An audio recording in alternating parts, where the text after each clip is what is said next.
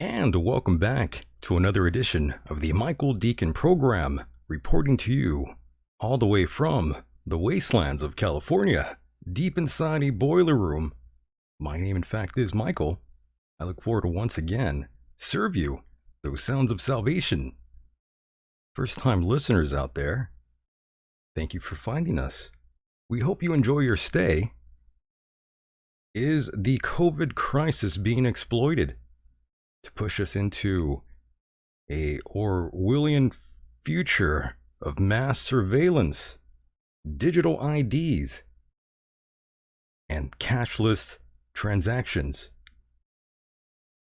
We'll find out. Joining me tonight is Mr. James Perloff. James has been a journalist since 1985. He was also a former registered nurse. And of course, many of you out there know him through his work, through his books. He's a very respected author, and he's been heard all around the world. And he's no stranger here, so it's not his first rodeo, boys and girls. Thank you, ladies and gentlemen, for allowing me into your hearts and into your minds. Here we are again, on a night like this. Hello, hello. We become prophets every day here. I hope this message finds you, those who need it. I hope this resonates inside you down to your bone. If not, just ignore this message. For those who solely listen in on the podcast version of this program, I invite all of you out there to come in and hang out with us. hang out with me and fellow listeners like yourself. Just a few nights ago, I did upload a free show for you out there. For those who don't have any coin to contribute, go to patreon.com/Michael Decon and you'll find some free shows there for you. Now, tonight we've got a lot on our plate. James is currently waiting, and I will be taking your calls, of course. So here's your chance to let your voice be heard. That number is 760-332-8965. Yes, it's on your screen right there. Call that number in soon. And now for your listening pleasure, let's bring in our guest, Mr. James Perloff. Let's bring him in. Yes, I think he can hear me now. James, how are you? I'm doing good. Are we live streaming now? Yes, sir. Okay, great. We are live and direct right here on YouTube, and of course, we will be heard all around the world. Oh, just like CNN, huh? That's right. And it's kind of weird, actually. Lots of listeners out there in Russia and Germany and Sweden. It's very random, but yes, they are out there, my friend.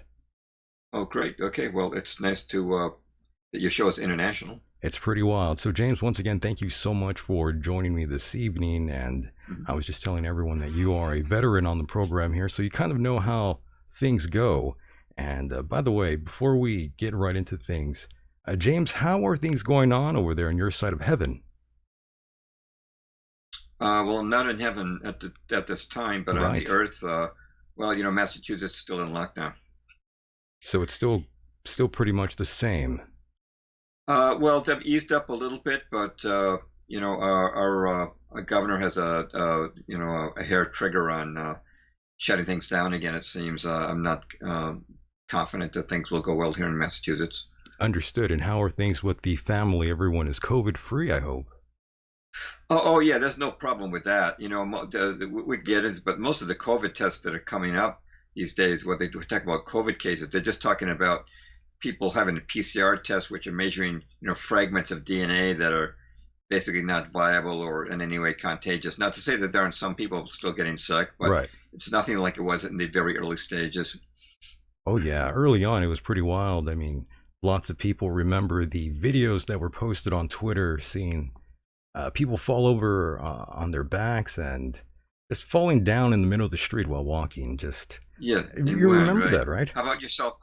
Michael? How about you and your family members? Actually, everyone's fine out here.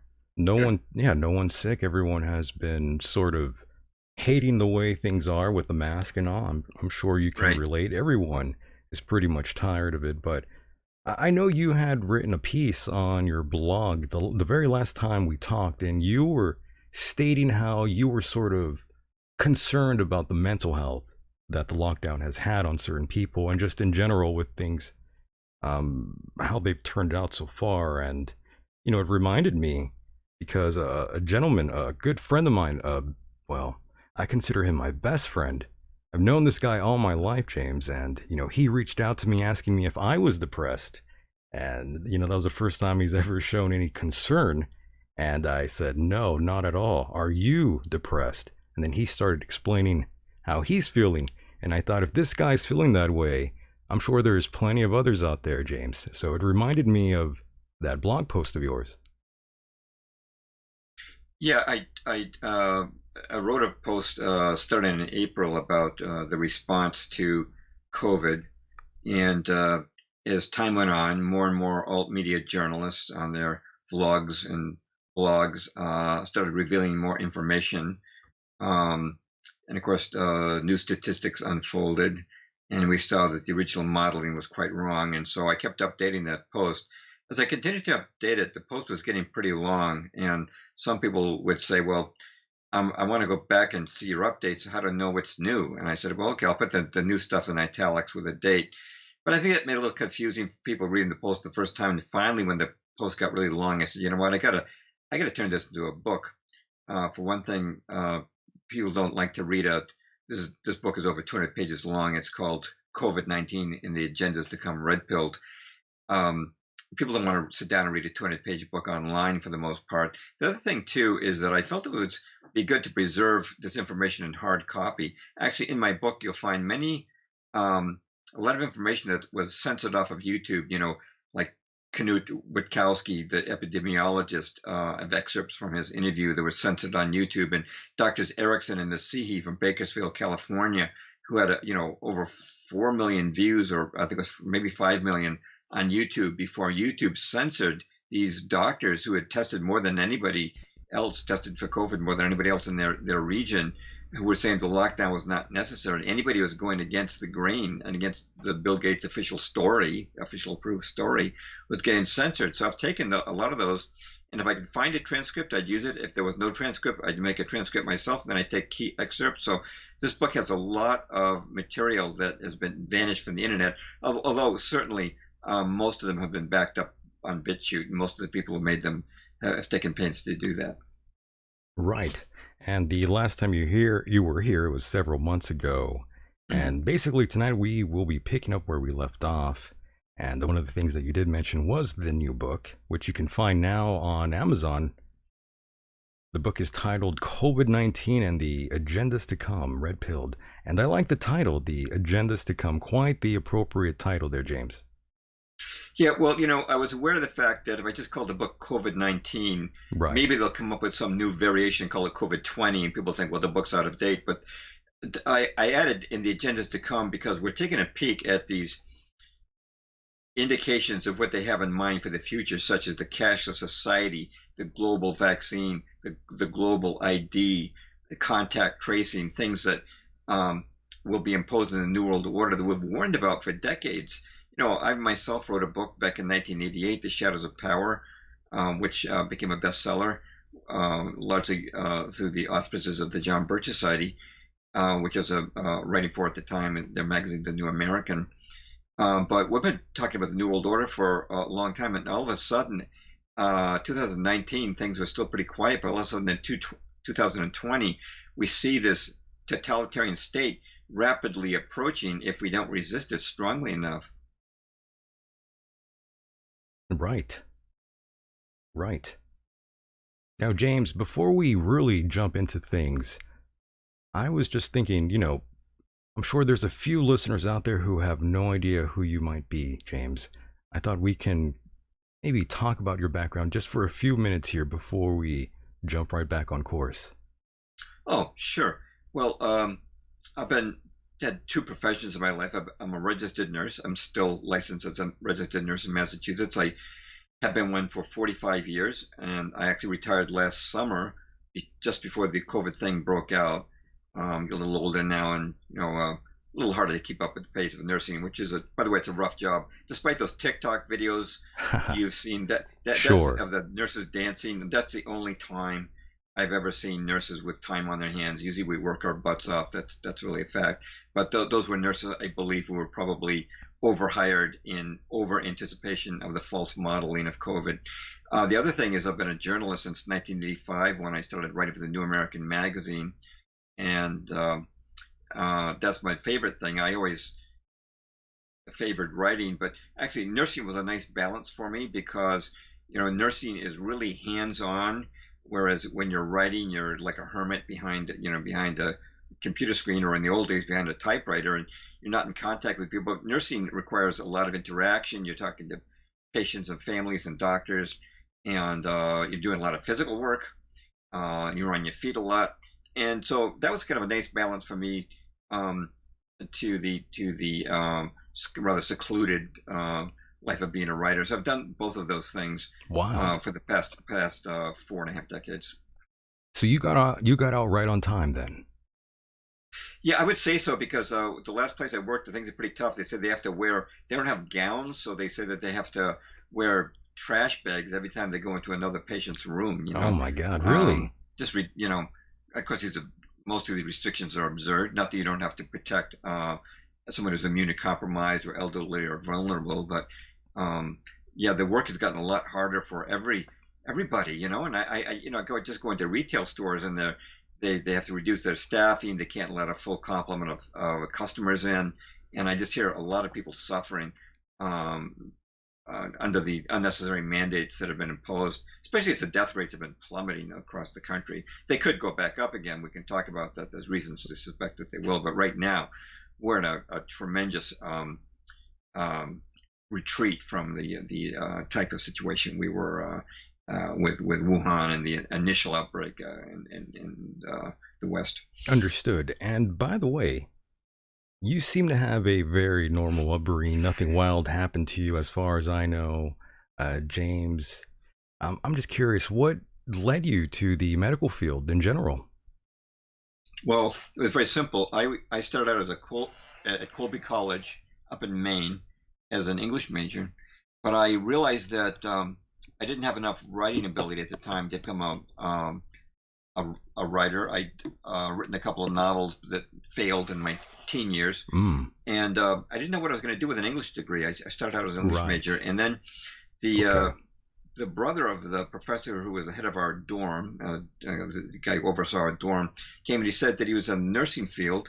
He said there was a huge demand for men in nursing. It was kind of the opposite of other fields where minorities and women were now being industries were pressured to hire them. I thought, oh, a field where men are in demand. That sounds good. Sure. And I'd seen nurses as doing volunteer work in high school in action, and I thought, is this something I could do?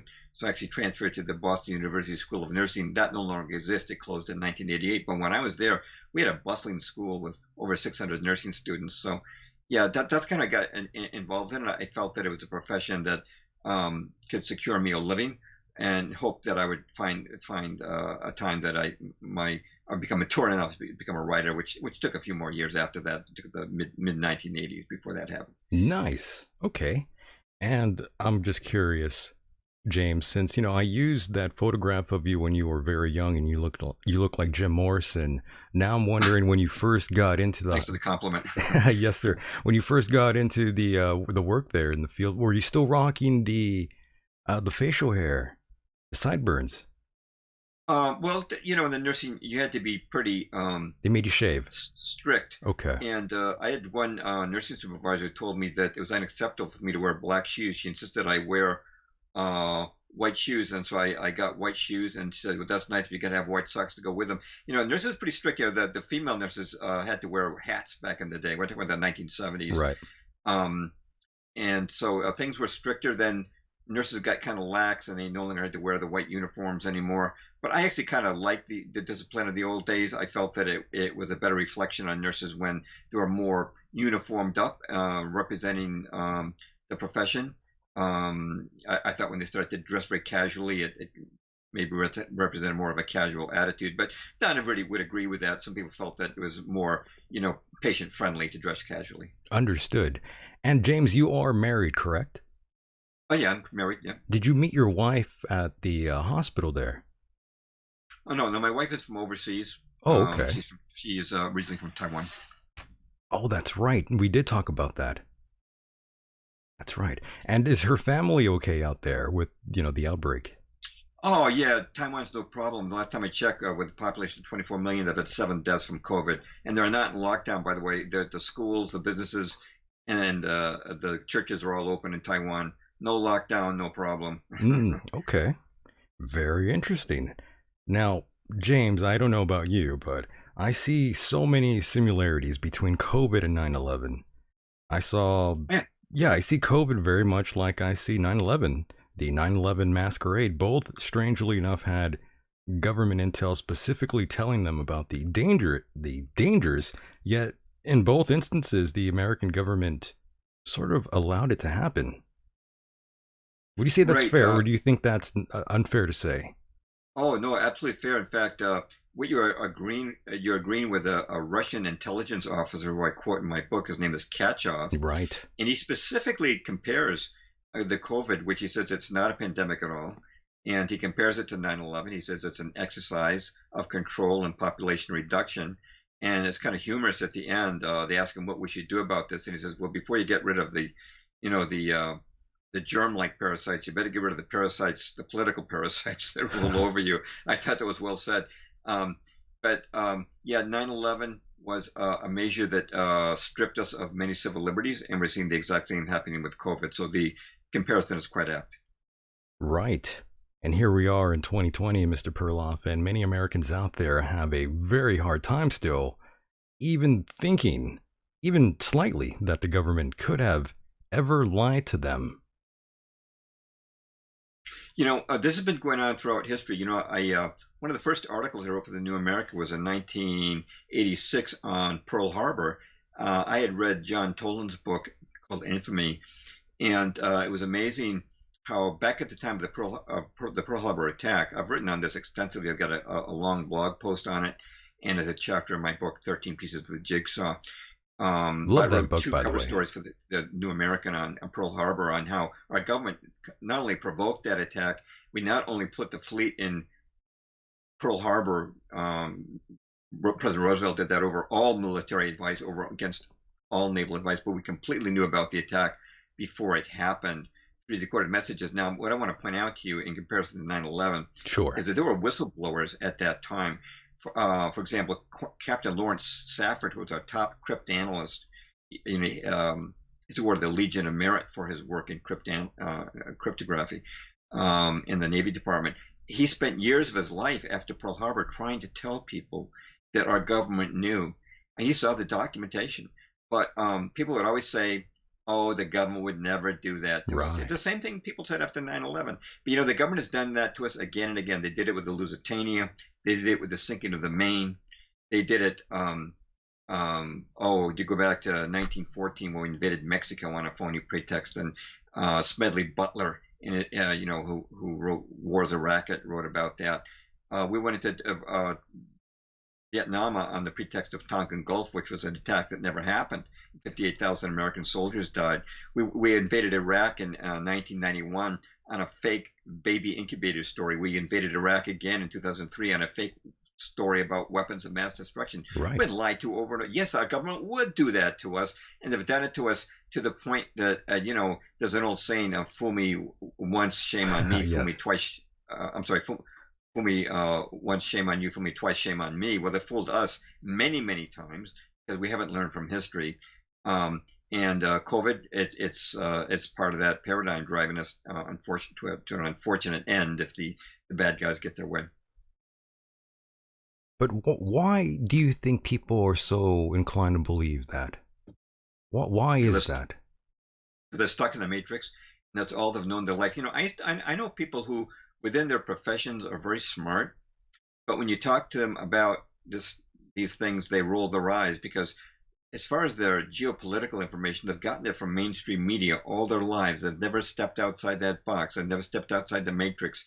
And you try to introduce it. That's why in my books, I try to follow the example of Gary Allen. One thing that Gary Allen wrote, "None Dare Call It Conspiracy," which is the book that woke me up in 1978.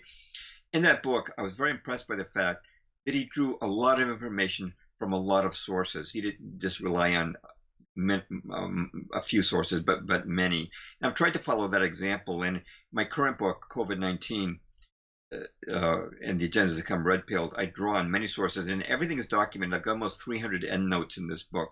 So if somebody's skeptic says, "Well, where did that information come from? Isn't that fake news?" The information is right there. They can look up. They got the author, the name of the article, the website, the date, and the link. It's right there for people to see. But I always feel that's very important to have a bulk of information. And One of my books is called 13 Pieces of the Jigsaw. I compare this to a jigsaw puzzle, because if you talk to a person about a single issue like 9/11, they'll give you that standard response. Well, the government would never do that to us. If they did, the media would tell us. Right. Well, it's important to show people the entire picture. So in my books, I've tried to show people the big picture. I've tried to show them a lot of information. I've tried to show them how the media is controlled, how the government is controlled, how false flags have been a pattern throughout history. Because if you show just one piece of a jigsaw puzzle, it's just like a piece of color. But if you put the whole jigsaw puzzle together, now it forms a recognizable picture. And that's what I try to do in my writing. And that's what I've tried to do specifically with the COVID-19 issue in my newest book. Yes. All throughout history, if you look back through time, you'll see that there's a pattern in this. You'll see that there's a clear Yeah. pattern. Yeah. Yeah, a pattern that's been driving us towards a Luciferian state. We've seen it domestically. All these new normals. Like suddenly gay marriage was a new normal, and transgenderism was a new normal, and now they've got us having masks and social distance as a new normal. And this is top-down stuff. I mean, it's not grassroots that brought transgenderism around. You have to change a society. It has to be from the top down. It's the powers that be, and it's interesting throughout history, there have been people who have been pointing this out. They didn't get a lot of press because the mainstream media has always been well controlled. And I like to refer to Ferdinand Lundberg, who wrote a book in 1937 called America's 60 Families. And he proved in that book that 60 families basically owned America in the sense, not they didn't own every mom and pop store, but they owned all the major industries and they owned all the major newspapers and radio stations. And this was a conspiracy theory on the part of Lundberg. He documented it. He had the financial records. He showed it was true. And the situation has only gotten much worse. And how many years has it been now? 83 years since he wrote that book. But all throughout history, I found that in every chapter of history, whether Pearl Harbor, the sinking of the Maine, the Lusitania, there were always people that spoke out the truth. There's always been truth tellers, and so I quote those truth tellers in my book. Those people who were brave enough to stand up against the tide of the controlled media. Right.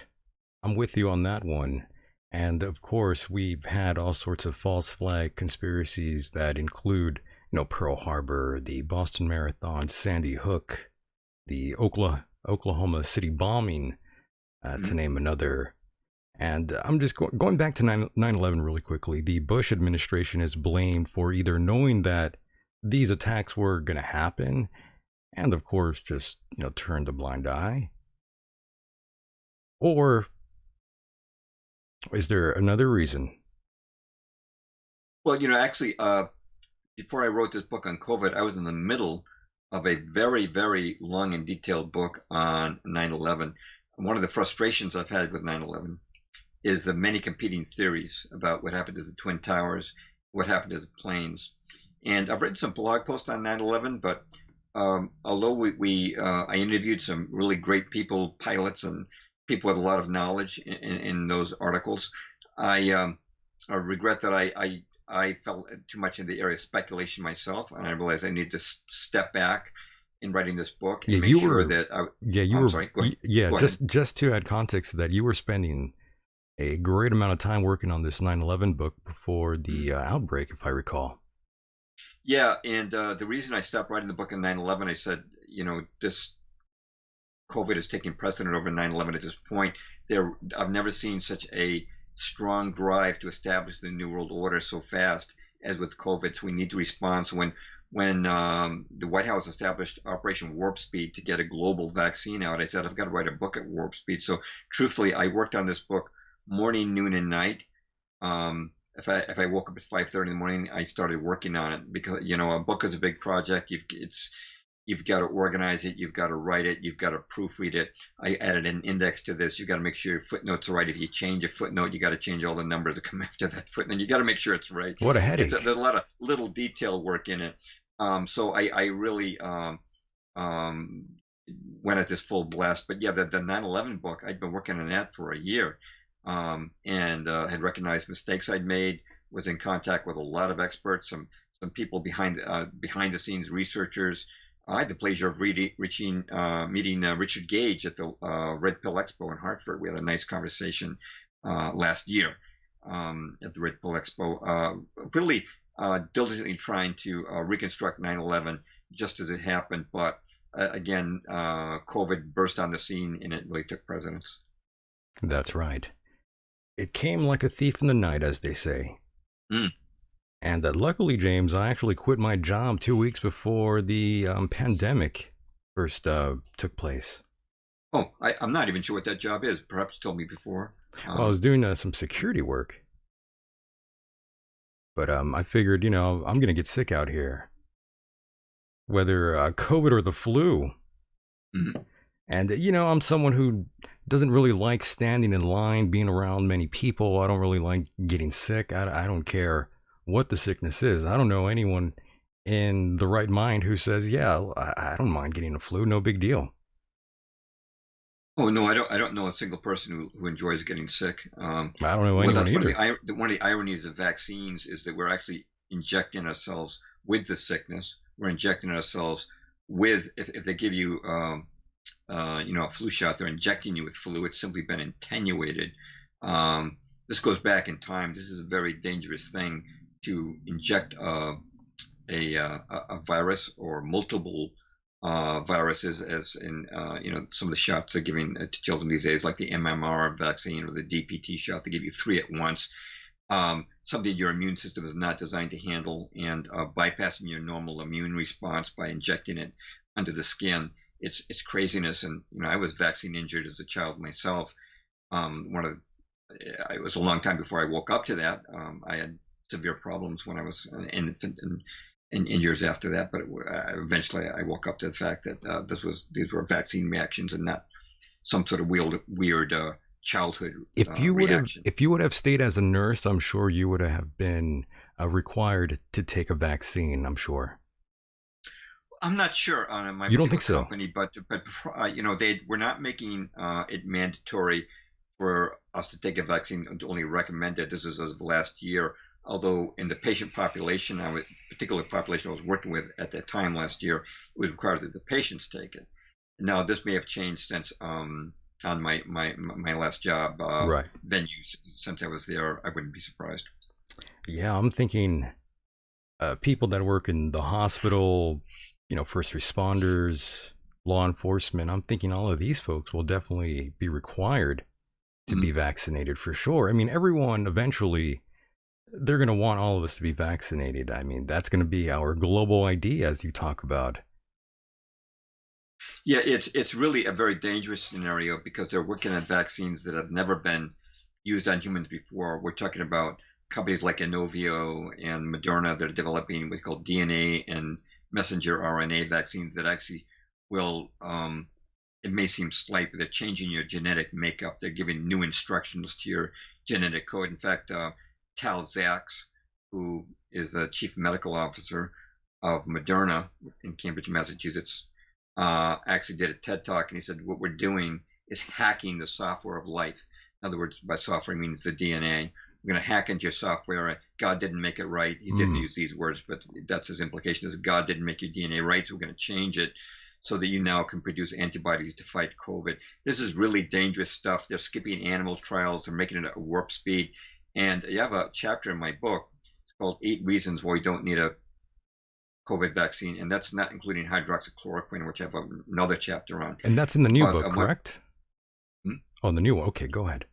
Yeah, well, one of the reasons we don't need a COVID vaccine is, the CDC has been relying on inflated death stats, but even as far back as May 22nd, the CDC acknowledged that the death rate from COVID in America is only 0.26%.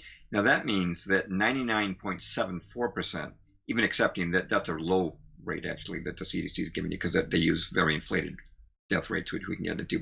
But without a vaccine, 99.74% of all people, according to the CDC itself, survive COVID. So why in the world should we have a mandatory vaccine at warp speed? And we've never had a DNA RNA vaccine in history. No, none has ever worked before. This is craziness.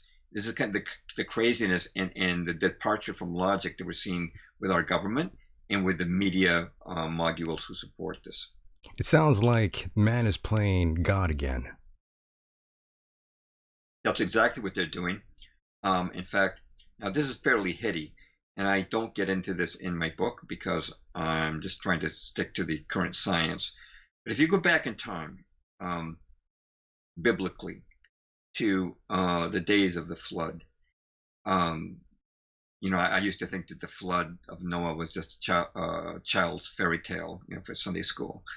But then I wrote in 1999, I published a book called Tornado in a Junkyard, The Relentless Myth of Darwinism, and I looked at all the physical evidence against Darwin's theory. It was amazing, and I found that there really was a flood on the Earth. 75% of the Earth's rock is sedimentary, meaning it's chiefly deposited by water, and we've got hundreds of billions of fossils on the Earth.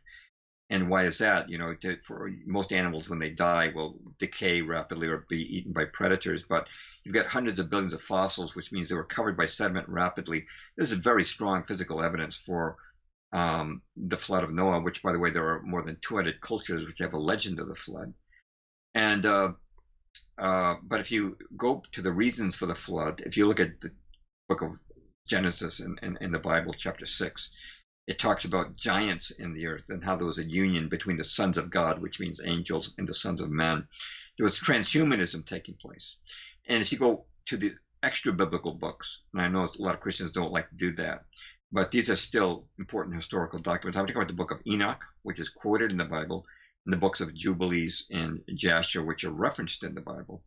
They talk about the immense transhumanism. In fact, since a lot of people probably haven't heard this, let me just quote from those books. Yeah, go ahead.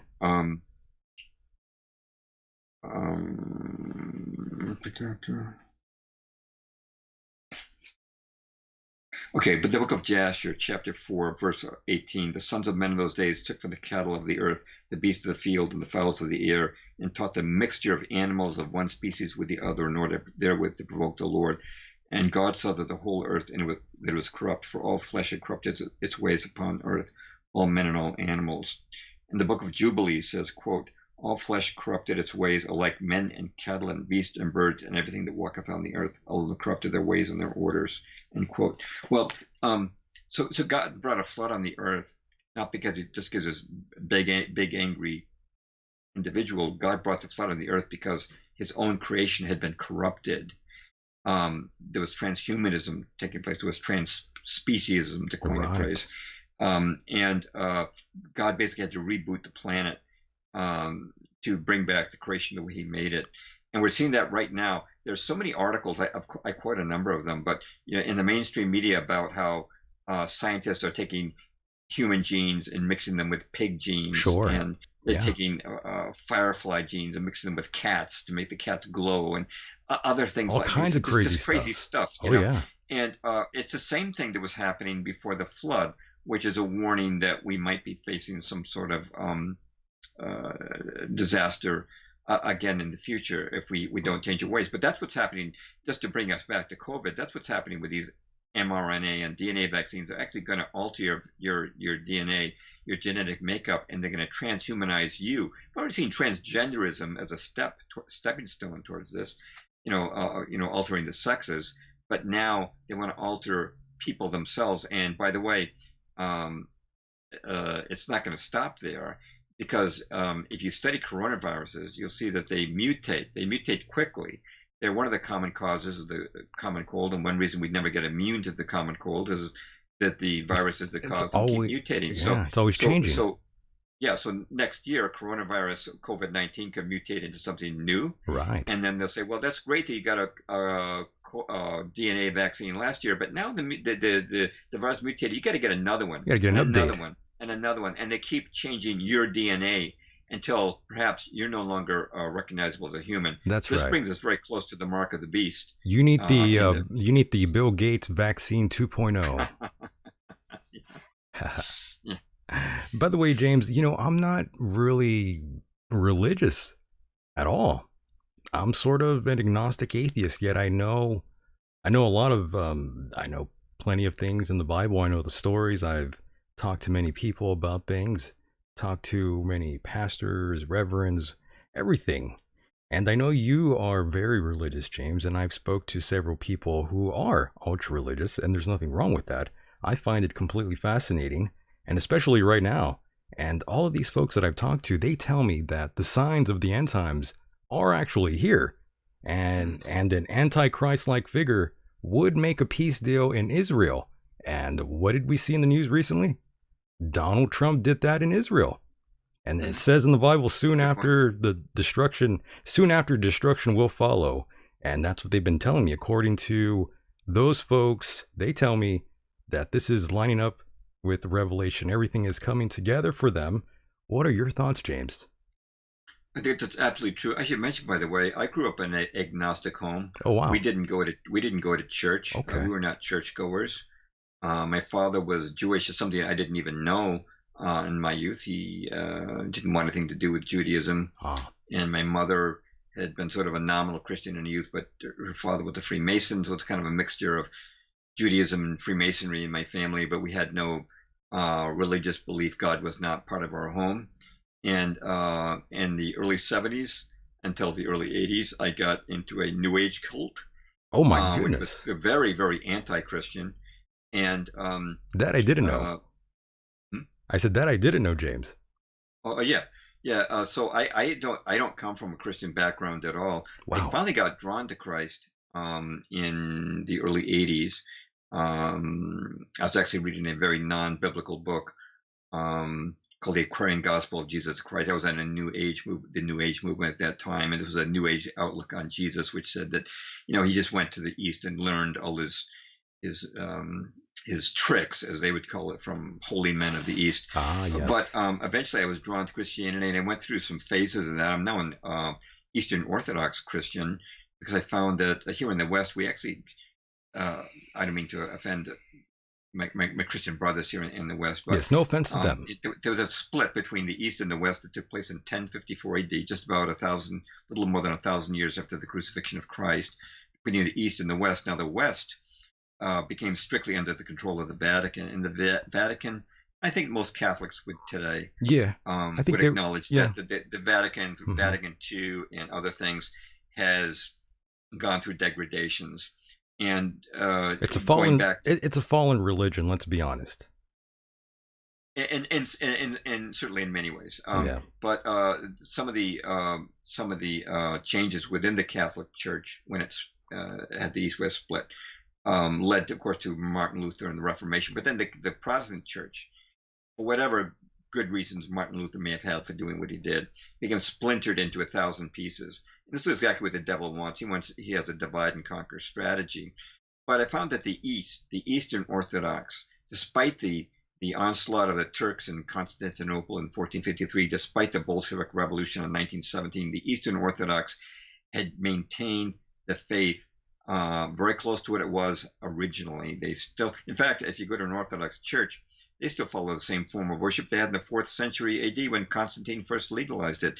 And I said, that's for me. I want to worship the way the early Christians did. I don't want a spin-off of a spin-off of a spin-off, which as I found was Right. happening here in the Western denominations, the multiple Western denominations. So I became Eastern Orthodox in 2017. Although I have to say that within branches of Orthodoxy, there's compromise too. Um, some of the churches are disobeying the government mandates for masks and social distancing. Others are unfortunately falling in line under the illusion that the U.S. government or other national governments are the protector or guarding the church. That was true at one time. That was true in the days of Constantine. It was true in the days of Constantinople. It's true under the czars. But today we have very secular and, for the most part, anti-Christian governments, which are a threat to the church. And unfortunately, many of my fellow Christians, whether Orthodox or in other branches of Christianity, I do look on other, certainly because I've become Orthodox, I don't look down on people who are not Orthodox. I was not Orthodox myself for over 30 years attending evangelical churches. So I know what the status is, and I know that Sure. God judges the heart. God judges the heart, not your denomination. But I kind of forgot where I was going with that. Don't worry. That's a little bit. Yeah, I just want to let people know I'll get basically us.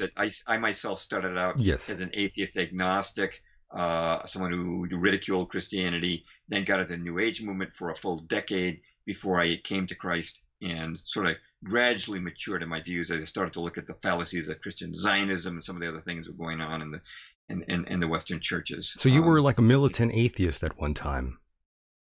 Very much so. I would definitely. I had roommates. They and me, we'd make really dirty jokes about God and Jesus Christ. I Oh mean, really no. blasphemous stuff. I mean, this goes back to we're talking about the mid 1970s here, a long Good time ago. times. Well, that's okay. I mean, again, I'm not religious at all, but again, I know many people who are. I know all the books out there, the ones that weren't included in the main Bible, the James version, the King James version of the Bible. I mean, I know all sorts of wacky stuff.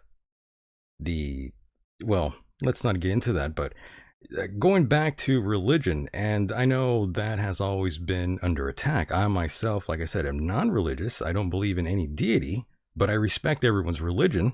People are going to do whatever they want, and they sure as hell are going to believe whatever they want. But I'm someone who's going to defend your right to worship whatever God you choose to believe in, because I'm quite considerate, and I believe in freedom, not just for me, but for all of you out there. Well, you're doing a lot more than a lot of our Democrat leaders here in the United States who would love to stomp out religion altogether. It's been getting stomped on for a long time. Um, my personal observation, and this is from personal experience Sure. as well as studying history, was America had a golden age. It was from 53 to 63. We had no wars between Korea and Vietnam. The nation was prospering. We were unified as a country. I mean, sure, the Democrats would argue with the Republicans, but it was no big deal. But we were doing really well. We were united as a nation. Things were good. And they weren't good for everyone, just for sure. I mean, I've talked to black people and said, well, that was a bad era for, discrimination against blacks. I mean, it wasn't good for everyone. But basically, America as a whole was in a golden era. And then in 1963, some things happened. One was that the Supreme Court, which had 5 out of 9 Freemasons on board, so the Freemasons were part of the New World Order, had control of the Supreme Court, and they outlawed school prayer and the reading of the Bible in 1962 and 63. And according to Father Malachi Martin, Oh my. the Vatican enthroned Lucifer, actually enthroned him in July 17th, 1963. And then in November of 1963, I started to see things happen around me. My classmates began to act demonically, guys who I'd grown up with in elementary school who'd been, really good kids. And of course, in November the 22nd, President Kennedy was assassinated. And all of a sudden, the Beatles came on board early 64, and Tonkin Gold came on board, and the Vietnam War. Bigger than Jesus And Christ, they said. yeah, that's what John Lennon said. And Yeah. so between 63 and 69, we actually transformed from what I call a Leave It to Beaver culture to a Woodstock culture. The whole country changed in a span of 6 years. Yeah, It the was sexual it was truly revolution. amazing. Right. Yeah, and it was satanic, and the culture was being driven by the music and by the TV, which they finally, once they had 63, we had 91% of all homes had TVs. They were waiting for that. They were waiting for the point that they had the TVs in all the homes, so that then they could really start to propagandize. The And that's mind when they took control. off Father Knows Best, and they took off Leave It to Beaver, and all of a sudden they started introducing new social ideas on TV as well as in the music. And they success in Hollywood, of course, with the movies, and so they successfully transformed the society into what we see today, where it's Yeah. really, I consider this a Luciferian culture at this point. It's not we have a lot of good Christians as a country, but I wouldn't say Christians are running at this point. But I sort of gotten off the track. That's Here from okay, but COVID, even I know. but even I kind of can. to take a Yeah, broad that's okay look though. at history. Yeah. You're not wrong though with what you're saying. Even as someone who's not religious, I agree with you wholeheartedly. I'm right there with you. Well, just a one marker of that. 60, I was talking about 63. That was a year things really changed dramatically. And 1963, starting that year, SAT scores started to drop. You know what? They dropped every single year until 1981, 18 straight years. And that's an indicator that something wrong was happening in America. And I Something think happened. they probably bumped up a little bit in 1981 because Ronald Reagan was president. Not that I'm a big Reagan fan, but he sort of kind of restoring pride in America, and people started to feel about some pride in being Americans again, and a little bit of self-respect came back during the 80s, and I think that's why one reason why the SAT scores started to bump up. Although they also say that they dumbed them down a little bit to the test, but yeah, there are a lot of markers that you can clearly see, and even Anton LaVey, the founder of the Church of Satan, said it was the TVs that did it. The TVs became the new altar. The TV, the rabbit ears on the TV set replaced the altar of the churches, and that people became they boiled the frog, and the culture was changed without people even knowing it happened. So It's true. It's true. He's not wrong. I've got an article on my website, jamesperloff.com, called "Why There Was a Golden Age of Television." They were waiting for the TVs to get in virtually every home, and then they started to change the content of the TV. That's also a chapter in my book, 13 Pieces of the Jigsaw. But what we're looking at with COVID is sort of the sort of an end game where they're starting to bring to fruition the totalitarian satanic state that they've been aiming at, filled with 5G control grid and a police state and population reduction. All the things that they've been boasting of for decades are now seemingly coming to fruition. This is why I had to write the book, COVID-19 and the Agendas to Come, Red Pill. That's right. And you can find that at Amazon.com. And of course, since the last time we spoke, James, has your position on COVID at all altered? I was gonna burp there. My bad. That's okay. No, I wouldn't say so. I think that if anything, it's sort of consolidated. The views have kind of consolidated. We see them getting harder. You've probably seen the videos out of Melbourne, Australia, where Australians are saying that they're doing a beta test in Melbourne, where they're coming to people's homes, and there was a video of a woman who was being choked by a cop for not wearing a mask, and another woman who was pregnant, who the cops came to her home, they handcuffed her and arrested her. She was pregnant. They arrested her for posting something on Facebook that was against the lockdown.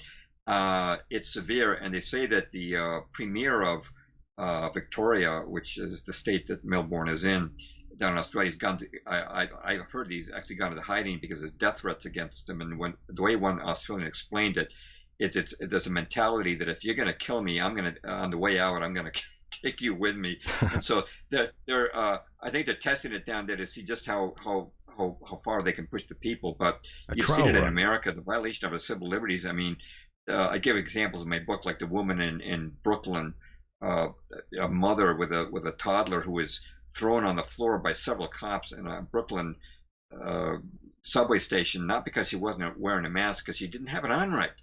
And people are being arrested for going to church. People are encouraged to snitch on their neighbors. And even as the death rates go on, and this is true in America and it's true in foreign countries. Sorry, my computer screen went blank for a minute just because I probably haven't touched any key for a while. That's right. Now we're back. Okay. We're seeing just an oppression of civil liberties to an extent we've never seen before, certainly not justified by the COVID death rate at this point. Just within the last week or so, Ireland's official government numbers have revealed that in Ireland, the chances of dying from COVID is 0.002%. And in England, the Sun, which is one of their major newspapers, September the 2nd issue of the Sun said the chances of dying in COVID right now in Britain are 1 in 2 million. Also in the last week, 1,300 doctors and healthcare professionals in Belgium signed an open letter saying that the COVID is over and we need to end the lockdown immediately. 1,500 pediatricians wrote to Boris Johnson in England saying end the lockdown. The damage is going to be life-threatening to our young people from the denial of being schooled. We saw 2 million people on the street in Germany protesting the lockdown. I wish we were getting more people on the street in America. They are taking to the streets, though. But all of this has to be qualified by one remark, which is that I believe that when Bill Gates, with a smirk on his face, talks about pandemic 2 coming, and how he talks about how the numbers are going to resurge, the death numbers are going to surge back up in October and November, and how he says that will get their attention.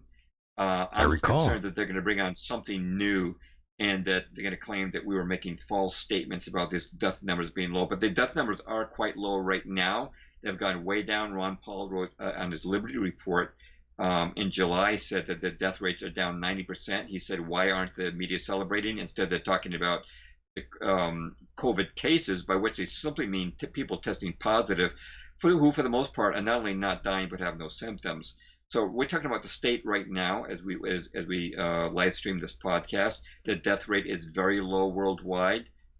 Sweden has plummeted. England has plummeted. There's no justification for lockdowns at this point. We should be getting back to normal. But I am concerned that they're going to release something new, either a new bioweapon or some kind of type of food poisoning, or they're going to turn on 5G full force because the COVID, despite the economic distresses of the COVID, nothing has slowed down the deployment of 5G, which we already know that 4G is peer-reviewed scientific studies have shown that 4G causes cancer, heart irregularities, DNA damage, lowered sperm counts, and all these many other problems we're seeing around the world. And if you've seen that video where Senator Richard Blumenthal of Connecticut interviewed representatives of the telecom industry, he asked them, is there any safety testing ever been done on 5G? And finally, with smirks on their faces, they admitted that no safety testing has ever been done on 5G. I'm really concerned that something drastic is going to happen into America. If you listen to somebody like Deborah Tavares, you get a pretty bleak picture. She talks about, not only the fires that are taking place, but the the possibility of blackouts. That's a possibility. Of a real disaster, coming upon America in the coming months. This coming winter. I pray to God that is not the situation that we face. But I do feel that we're doing the right thing in waking people up as much as we can. I'm trying to do so with as much credibility as possible. That's why I always endnote and source everything I say in my book, so people will see where it came from and they can check the sources themselves. Because a lot of people are still blue-pilled, they're still in the matrix, they're still asleep. They think everything's going to be fine, that by next year we'll just be going back to having the American dream and these bad things will be over. I don't think that's what the powers they were sold the dream. That's right. I'm so glad you said that. Yes, when you sell the dream, it makes a huge difference. And the American people, they've been MK Ultra'd by the television screen. Right. It happened early on. LaVey said, yeah, he's right. Yeah. No doubt. And by the way, hold on there, James. Let me stop you for a moment. You mentioned. I'm talking too long, so please go. No, it's okay. You mentioned Ron Paul, and are you aware that he suffered a stroke? I saw that he was in the hospital. He was giving everyone a thumbs up. I didn't know what the condition was. I didn't really realize it was a stroke. Thank you for letting me know that. By the way, he's 85 years old, just in case anybody didn't know. And the man suffered a stroke during a live stream, by the way, James. Yeah, that does raise the eyebrows a little bit. You always wonder when you see good people go down, if something was inflicted on them or it just something that happened. It could be the distress of talking during his own podcast helped bring on something. I have no idea, though. I shouldn't speculate. But I'm glad that he is giving thumbs up and smiling in the hospital bed, because he's one of my favorite people. Yeah, he's doing fine, he said. But my God, he actually suffered a stroke while on the live stream, and I actually have audio of that. Let's play that now. Okay. It has to be liquidated. We have to get rid of that. That's a burden. We can really work this. We can't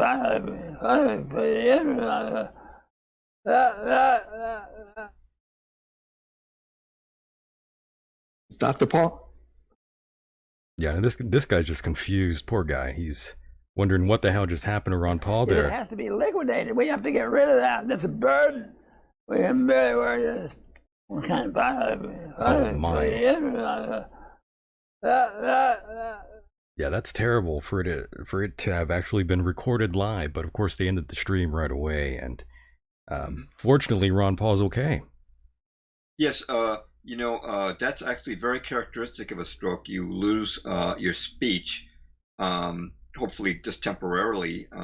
I don't know. I've not been following the Ron Paul, what's been going on with him, but strokes can be temporary especially if the circulation that's been lost is rebuilt by the body, and the body has a lot of recovery mechanisms. And strokes, as you probably know, have varying degrees of severity.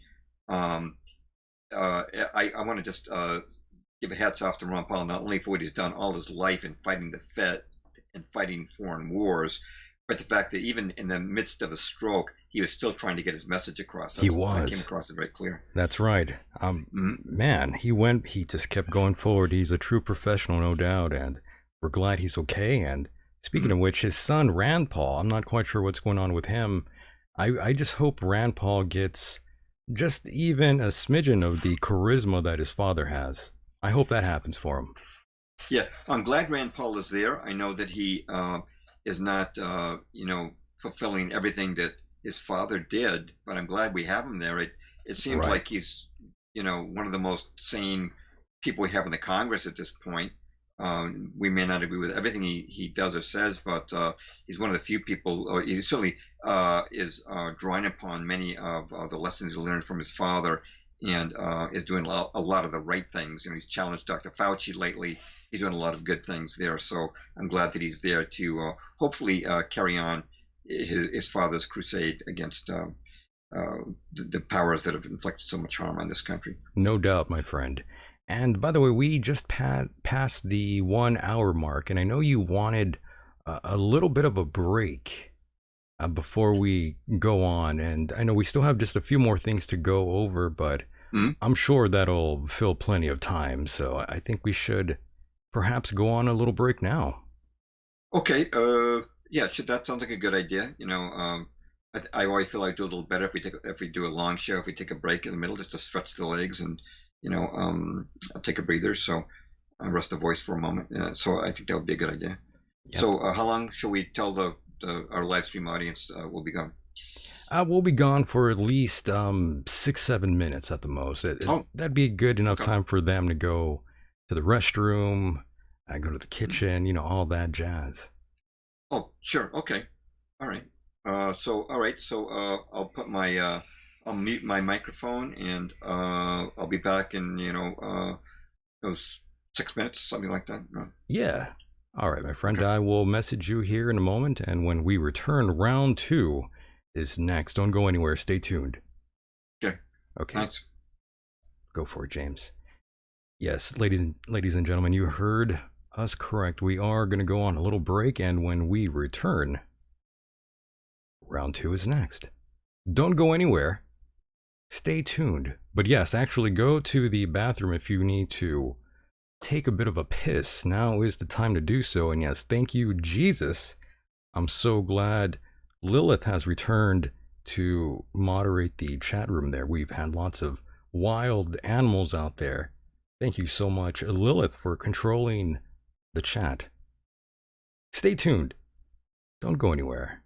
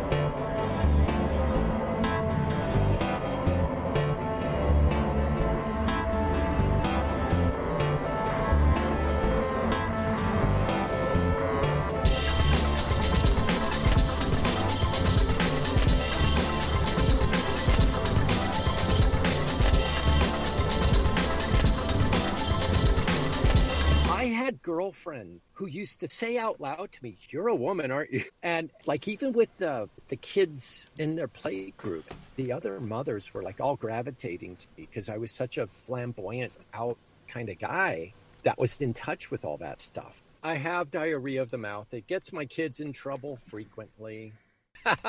I'm like, oh, come on. I need some fresh news. Hey, sister, there's a lot of things that money can't buy. But you and I are lesbians together, right? Night. Can I butt in Night, guys. from the people? Hey, guys, can I butt in?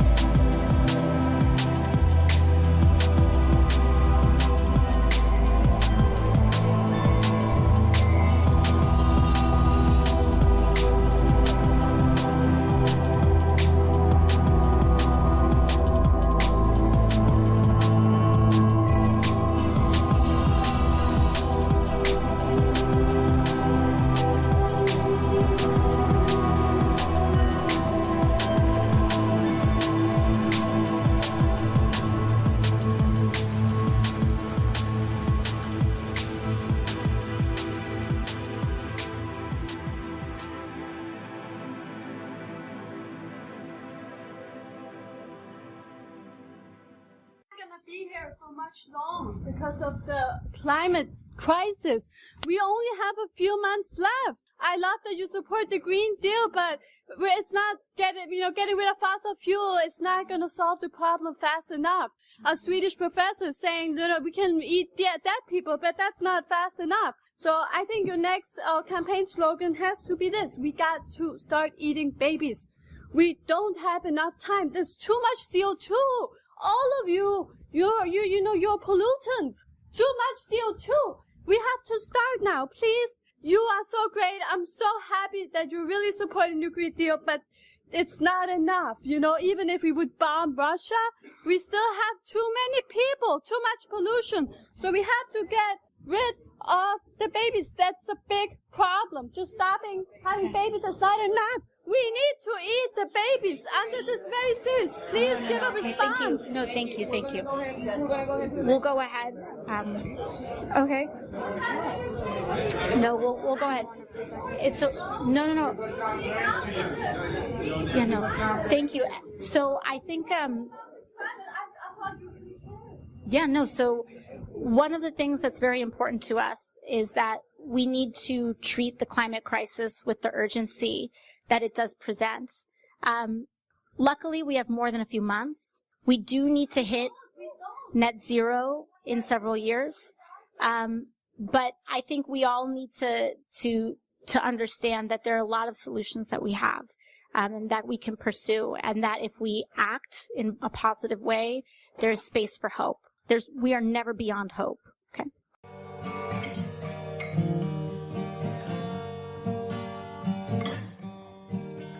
Under blue moon I saw you, so soon you'll take me up in your arms, too late to beg you or cancel it though. I know it must be killing time, unwillingly mine. Fate up against your will, through the thick and thin. He will wait until you give yourself to him.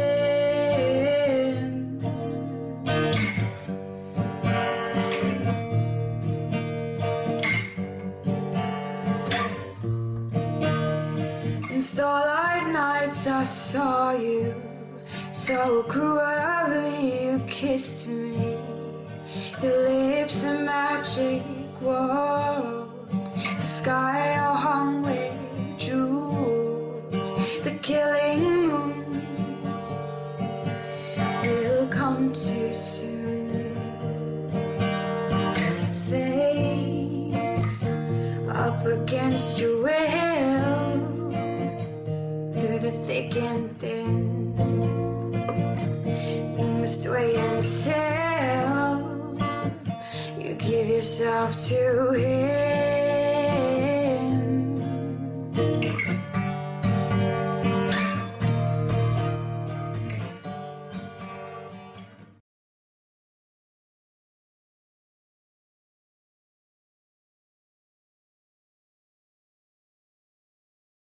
And welcome back to the program.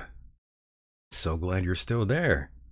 Now, of course, I have the guest, Mr. James Perloff, patiently waiting. Let's bring him back in. James, how are you? Good. Thanks for the break. I feel we took a little more than 6 or 7 minutes there. I think we deserved it. Okay. I thought we deserved it. It was going so well. And of course, I'm glad you are back and feeling refreshed. I hope everyone is feeling much better from that break. And during the break, I actually got a message wondering what the statistics were out here where I'm located. I'm actually out here in Southern California, for those that don't know, in a very small town called El Centro, California. And right now we have 11,781 cases, and there are 310 active cases currently, according to the Imperial County Public Health Department. And only 317 people have died. But those are still people, by the way, that didn't deserve to die. And of course, in the entire city of California, we're looking at, well, the last time I looked, it was about 802,818 confirmed cases, by the way, James. Yeah, those cases. It seems that they're relying on these PCR tests. I don't know exactly how they're formulating the stats in California, but I know for the most part they're looking on a positive PCR test as a case. The death rates have plummeted, as Dr. Paul pointed out, before he had this recent unfortunate incident, which I hope he'll be back on his Liberty Report very soon. Right.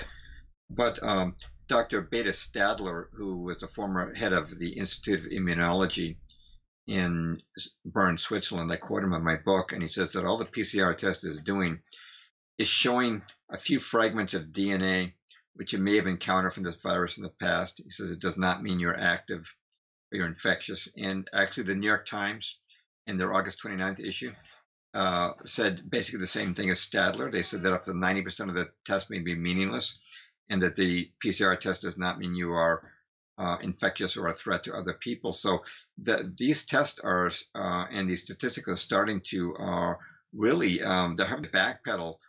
Even the mainstream media is admitting the fallacies that are going on now. They've tried to prop this thing up in order to continue the lockdowns, is basically what they're trying to do, which is no justification for at this point. But I always put that with the asterisk that the death rates may climb back up based on the hints we've been getting, especially from Bill Gates, about this pandemic too. I'm definitely concerned about that. Yes, the experts, they definitely are warning of a coming surge of COVID-19 cases spread throughout the states. We are seeing cases pop up around the world again. And of course, Florida, they're opening up back again, and they are seeing a meteoric rise in cases right now, yet again.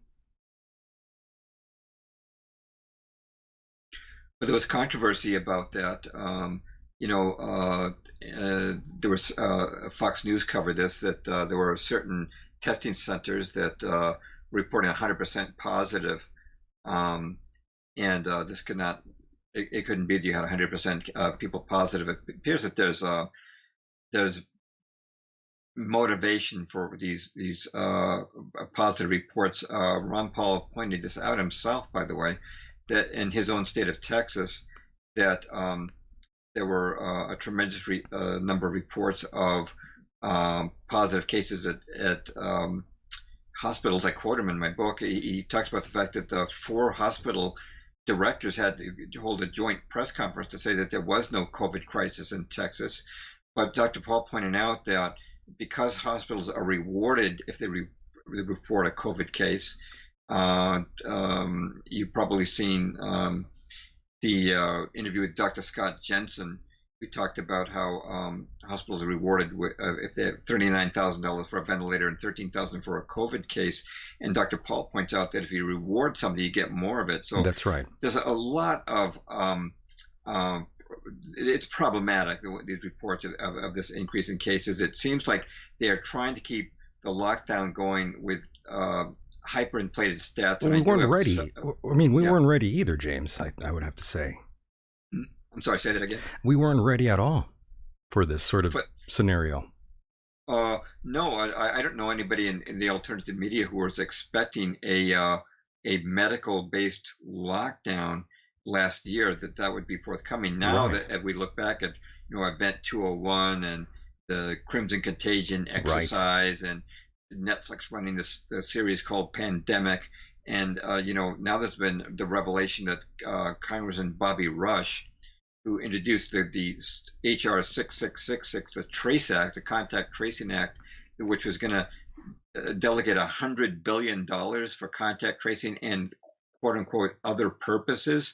When do you give $1 billion for other purposes? What does that mean? But it's been revealed now by Larry Doyle and John Moynihan, who were whistleblowers on the testified before Congress on corruption in the Clinton Foundation, that Congressman Bobby Rush was in Rwanda last year, months before the Wuhan outbreak, meeting with representatives of the Gates Foundation to see who would get lucrative contact tracing contracts. This is before the outbreak even happened. So you and I may not have been ready for COVID, but it sounds like a lot of people at the top were. Right.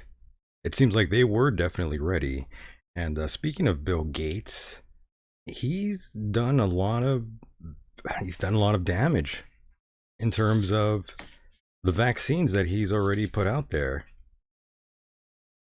Well, I do quote Robert F. Kennedy, who's getting a lot of respect these days, and he's been on top of Gates's work. And why don't I just quote a post that he had Sure. on the damage that Bill Gates has done. Of course, Robert F. Kennedy is the nephew of the assassinated President John F. Kennedy, as well as the son of the assassinated Senator Robert Kennedy. But here's what he has to say about Bill Gates. He says, quote, Gates' obsession with vaccines seems fueled by a messianic conviction that he's ordained to save the world with technology and a godlike willingness to experiment with the lives of lesser humans. Promising to eradicate polio with $1.2 billion, Gates took command of India's National Advisory Board and mandated 50 polio vaccines, up from 5, for every child before the age of 5. Indian doctors blamed the Gates campaign for a devastating vaccine-straight polio epidemic that paralyzed 496,000 children. In 2017, the Indian government dialed back Gates' vaccine regimen and evicted Gates and his cronies from the NAB. Polio paralysis rates dropped precipitously. In 2010, the Gates Foundation funded a trial of GSK's, that's GlaxoSmithKline, experimental malaria vaccine, killing 151 African infants and causing serious adverse effects, including paralysis, seizure, and febrile convulsions, to 1,048 of the 5,049 children. In 2010, Gates committed $10 billion to the World Health Organization, promising to reduce population in part through new vaccines. In 2014, Kenya's Catholic Doctors Association accused the WHO of chemically sterilizing millions of unwilling Kenyan women with a phony tetanus vaccine campaign. Independent labs found the sterility formula in every vaccine tested. After denying the charges, WHO finally admitted it had been developing the sterility vaccines for over a decade. 2017 study showed that WHO's popular DTP vaccine is killing more Africans than the disease it intends to prevent. Vaccinated girls suffered 10 times the death rate of unvaccinated children. Gates and the WHO refused to recall the lethal vaccine which WHO forces upon millions of African children annually. Gates appears gleeful that the COVID-19 crisis will give him the opportunity to force his third world vaccine programs on American children, and quote Robert F. Kennedy. And before I throw it back to you here, Michael, I just wanted to mention that the sterility formula was initially developed by the Rockefeller Foundation. It's an anti-HCG formula. HCG is a hormone that permits a woman to ovulate, to produce eggs. And the Rockefeller Foundation was carrying that on, and the World Health Organization and Gates continued that work. And so, because I just want to point out something here, that the women who took this tetanus vaccine, anybody who looked at this knew it was suspicious, because normally in America you only get a tetanus shot once every 10 years. They were giving 3 shots to these Kenyan women, and they were focusing on women of childbearing age. It didn't make sense. That's why they sent this vaccine to independent labs to test it. Now, I want to point out something very important here. These Gates World Health Organization vaccines had undisclosed ingredients. The women were not told that this anti-HCG, this sterility formula was in them. The question then becomes, if we start taking a COVID vaccine that has been developed by one of Bill Gates' 7 vaccine factories, that's how many he says he's building, will there also be undisclosed ingredients in those? We could go through Bill Gates' history. I have a whole chapter on him. I mean, that's just one. The quote from Robert F. Kennedy is just one, but he's experimented with a lot of deep and dark stuff. Yes, and neither Bill nor Melinda have a license to even practice medicine, yet we have to listen to them in regards to medicine, which is kind of odd. Yes, and you'll notice that nobody in the mainstream ever asked Bill Gates, ever says to him, "Well, Bill, you're not a doctor, you don't have any medical credentials. How is it that you are qualified to tell the whole world how they should respond to COVID?" It's interesting to me that people like Dolores Cahill, who's a PhD immunologist, a woman with a list of credentials that goes on for page after page after page. She's a full professor at University College in Dublin, Ireland, but she's made her mark all over Europe as a scientist. She's censored on YouTube, yet Bill Gates, who has no medical degree, no medical qualifications, he gets to say whatever he wants. Anybody, even if you're blue-pilled, if you've got some logic, you should be able to look at this and say, that's not right. Oh, I agree with you. And as you were talking about Bill Gates, I was thinking about the syphilis study back in the day, 1932, the Tuskegee syphilis study. Right. Yeah, and people still think the government doesn't do no harm, no foul to no one. Yeah, it's been going on for a long time. This goes back to what we were saying before, when people said the government would never do that to us. That's right. They've done it before with war, and they've done it before with medical experiments. Could this be a medical experiment? I'd have to say so, since no RNA or DNA vaccine has ever been approved before or ever been used on humans before. You'd have to call these Moderna and Novio vaccines that they're developing to alter our DNA as an experiment on the human race. And by the way, the Nuremberg Code says that nobody can be subjected to a medical experiment without the person's consent.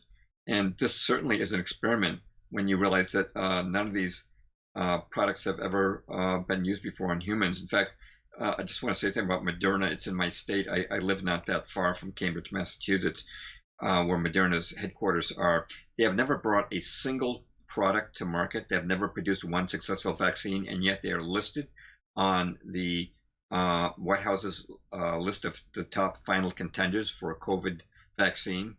And it was quite interesting that one of the board of directors of Moderna, Moncef Slaoui, was heavily invested in Moderna. He's divested himself of it, at least, but he was selected to be the head of Operation Warp Speed at the White House. I'm pretty concerned about Moderna and these other people who are threatening to tamper with our DNA and introduce transhumanism through them. It's very clear that a very sinister agenda is underway here, and we need to be not only vigilant, but waking up as many people as we can about what's happening, because I really feel this is our kind of our last opportunity. We have a little window of opportunity here to try to bring people out of the matrix. Right. And, my feeling is that if there's enough resistance, that's a great example set. I remember early in the pandemic, when people in California were said they were told they can't go on the beaches. Well, the cops were guarding on a beach in California, and some woman stepped over the line, and they tried to arrest her, and then the entire crowd went over the line, and the police just gave up. We need that kind of response worldwide. We need people to say, we're not going to comply, we're going to resist. And I think that if enough people did that, and I do believe, speaking from a spiritual perspective, that God wants us to do that, because he does not want, God hates evil. He does not want evil to reign over this planet and over his creation. He's demonstrated that in the past, and he would certainly intend that now. That if enough resistance can be attained, that just maybe we'll be fortunate, and they will go back. They'll call this thing off and go back to the drawing board and come up with a different plan. I'd like to see that happen, but I don't feel optimistic at this moment. But I do end my book with a chapter called Hope and Encouragement, where I point out that not only does the Bible end with a Christ, not the Antichrist, but I give many examples of religious leaders, policemen, doctors, political leaders, the demonstrations that are taking place across the planet. I try to give people some encouragement and show that, yeah, people are fighting back. You're not alone in this. It may feel like it at times, but there's many other people around the world who are awakening. There's sort of a great awakening taking place because they've put their foot on the accelerator instead of boiling the frog, and this could backfire on them. No doubt. Now let me talk to you for a moment here. Look, you're a pretty intelligent man, and when you see the cases are going up, you yourself are not a young man. And even if you were, you're not bulletproof. You're not immune to this virus. None of us are. Sure, the older generations are badly affected, but those that do survive, it certainly does a number to the lungs and the heart, apparently. Very much like the first responders on 9/11. Mm. Obviously, So you asked me. yeah, Oh, I'm sorry. Go ahead. obviously you don't want to catch any of this virus, this man-made virus. Correct, James? Well, I don't, but it's interesting. I've talked to doctors, and it seems that what distinguishes COVID from the regular flu is that COVID, with a small number of people, causes something, what's called cytokine storm. It's an autoimmune reaction in the lungs, and this can be very deadly. Um, what happens is the immune system begins to turn on itself, and the lungs become hardened, and it can cause a person to die within a few days. This was especially seen in the early days of the COVID outbreak. In fact, my wife had a cousin who died before the COVID outbreak. She was only 29, out in California. Oh, wow. And she died in 4 days. She was perfectly healthy. 4 days later, she was dead, and the diagnosis was pneumonia. Wow. I have to believe that was a COVID case. Did she vape Now, by any chance? this I have no clue. We weren't that close to this person at all. It'd But be a good idea to find out, because lots of people were dropping out here because of quote unquote vaping. Perhaps it was laced with something else. that would be something definitely to explore. Thanks for mentioning that. And there were Lee. Chinese, yeah, these, Making a note of that. yeah, these vaping cartridges that were being distributed. A lot of them were coming from China, so they were like knockoff brands, and lots of people died out here in California. Well, it reminds me back when I was a hippie, talking about 1970, that the CIA was distributing LSD to the hippies. I mean, it was, eventually, the guy who was the king of LSD, Timothy Leary. Timothy Leary. He's on. He did a video. He said that the CIA was behind every major aspect of the counter-revolution of the 60s. I could believe it. I mean, you name it, they were behind it. Yeah, that's quite possible that was the case. The other thing that I'm a little suspicious of is, these free flu shots. When did Big Pharma ever give you anything for free? Exactly. They don't give up freebies, but they give free flu shots. Now, there's an interesting quote I have in my book from Robert F. Kennedy, where he talks about how when the SARS epidemic struck, when SARS struck a few years ago, they tried to develop a SARS vaccine, but it caused in the animals, they were doing it on ferrets, because ferrets have lungs that are comparable to humans, more so than other animals. The ferrets got this big antibody response from the vaccine, but then when they were confronted with the actual virus, they got the cytokine storm. They went into an autoimmune reaction and died. And I would love to see the stats on the people who, honest collection of statistics on people who had the cytokine storm from COVID, whether or not how much they were vaccinated. Because, my experience is that people who get the autoimmune response, the Lou Gehrig's disease, the Guillain-Barré syndrome, the other thing, autoimmune response, it could be from various poisons, but vaccines seem to be the primary suspect in these things. I'd like to see how many of those people who got the COVID autoimmune response were people who had been overly vaccinated. Dr. Judy Mikovits, Dr. Dolores Cahill, Dr. Rashid Buttar have been talking about this possibility. I am suspicious of that. So I want to stress again that COVID was serious, especially in its early stages. It may still be afflicting people now, and we don't know what kind of variation we may see come to fall with this quote-unquote pandemic too. But those would be some of my responses to that. Understood. Now let's get back into the conspiracy angle here for a moment. I believe this virus was bioengineered. Do you feel that way, James? Well, I have a chapter the book is divided into 5 sections. My book, COVID-19, The Agendas to Come Red Pill, is divided into 5 sections. The third section, the middle section, is called Theories About the Nature of COVID. And first I give the mainstream narrative, the bat soup in Wuhan and the Sure. seafood market, all of that. And then I give the bioweapon theory. And there are a lot of people who believe in the bioweapon theory. That includes Dr. Shiva Adulari, who has 4 degrees from MIT. It includes Dr. Francis Boyle, who drafted the American language for the Bioweapons Convention, signed into law by Congress. It includes Dr. Luc Montagnier, who won the Nobel Prize for discovering the AIDS virus. It includes Dr. Bitar, and there was even discussion in Nature magazine in 2015 about how the NIH, which Dr. Fauci's agency is a branch of, had imposed a moratorium on biochemical weapons development, but they made an exception for the level 3 bioweapons lab at Chapel Hill, North Carolina. And they were working on SARS specimens taken from Fort Detrick, where we keep our biochemical weapon supplies.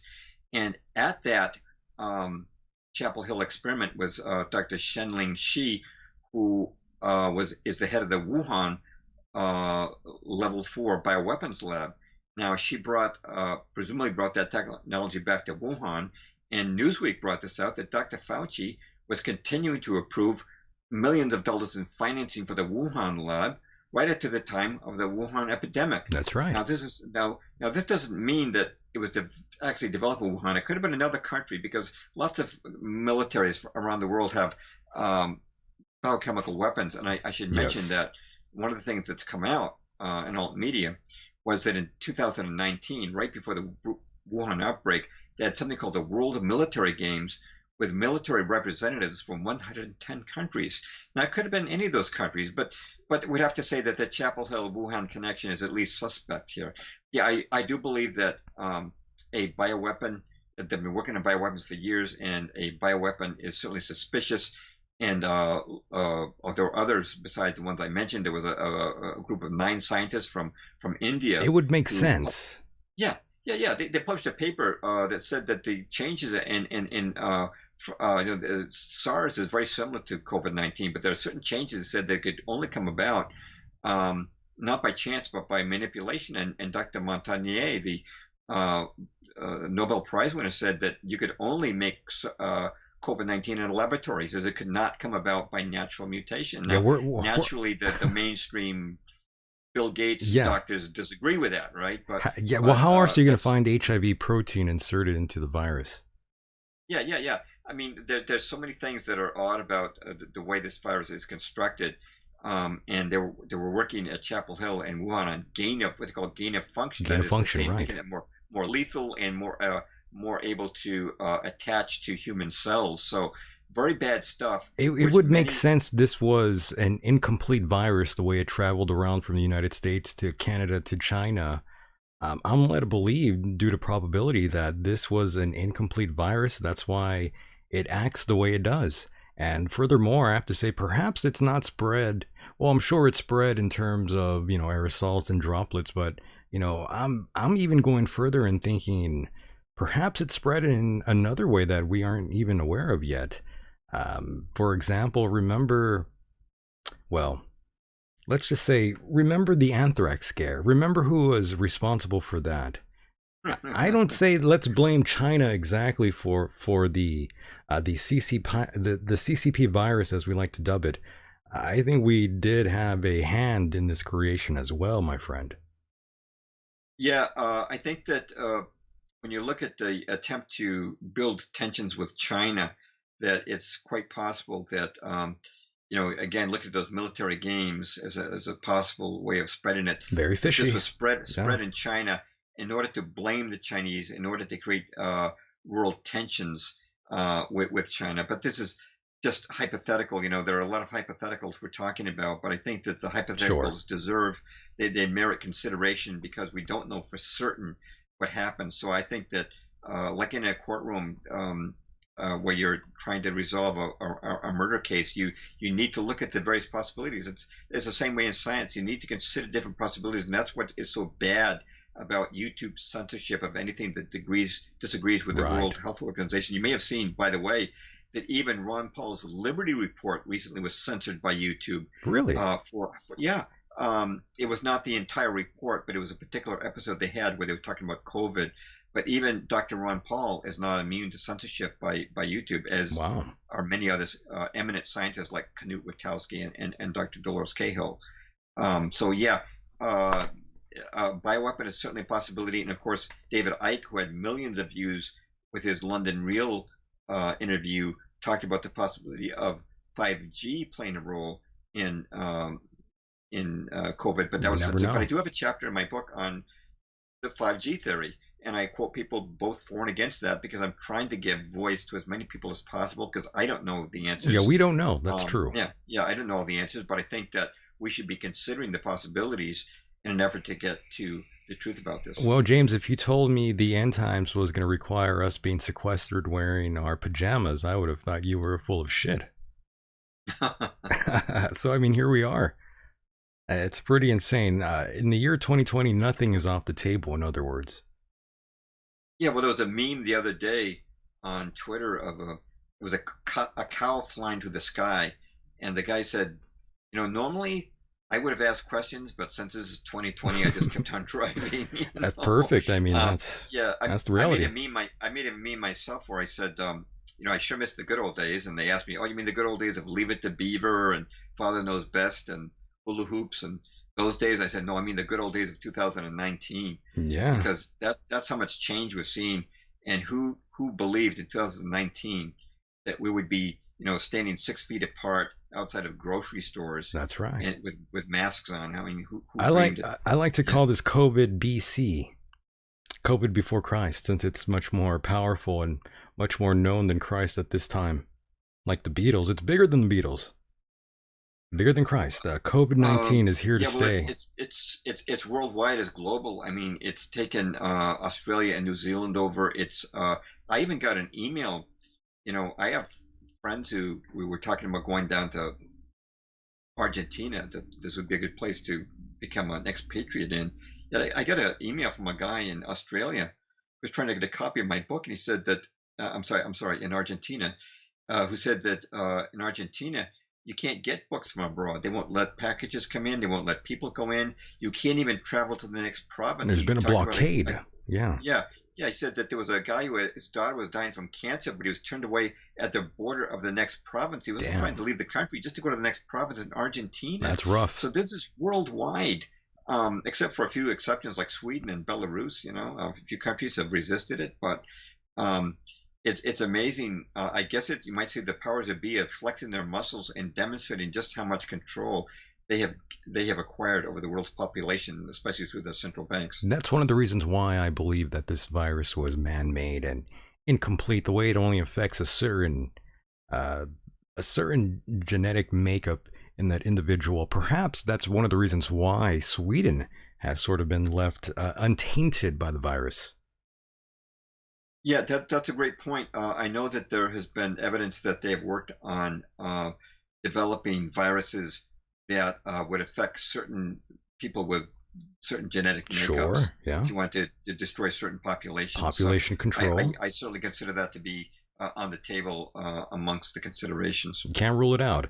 And right now, as you know, there's a race right now for a vaccine. Early in the game of COVID, I told the listeners what was to come, and many laughed and called me crazy. And I don't hear anyone laughing now. You will definitely be required to take a vaccine in order to travel, in order to work.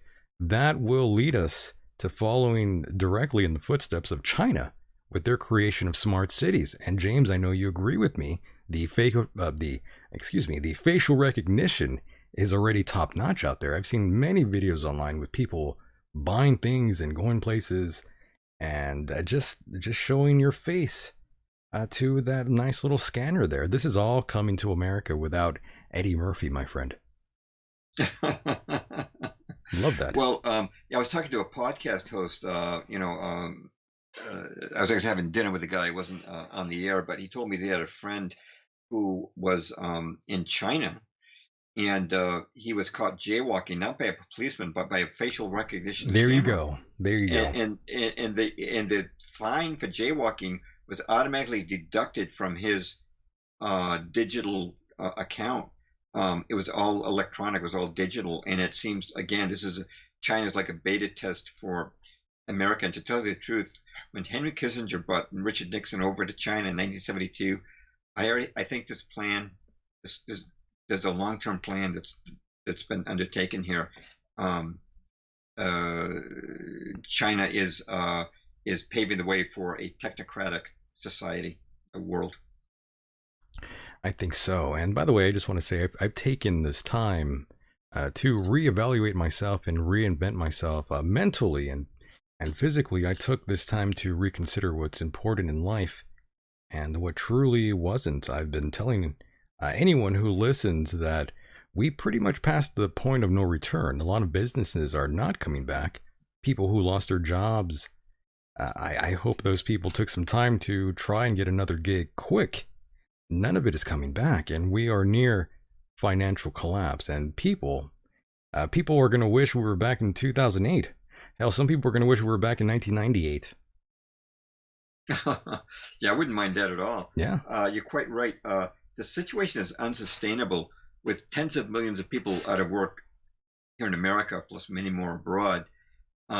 Obviously, paying unemployment is a short-term solution. You cannot do it indefinitely. For how The long? currency will collapse, the economy will collapse, and so Christine Lagarde was laughing about this economic reset that is supposed to come at the World Economic Forum in January 2021.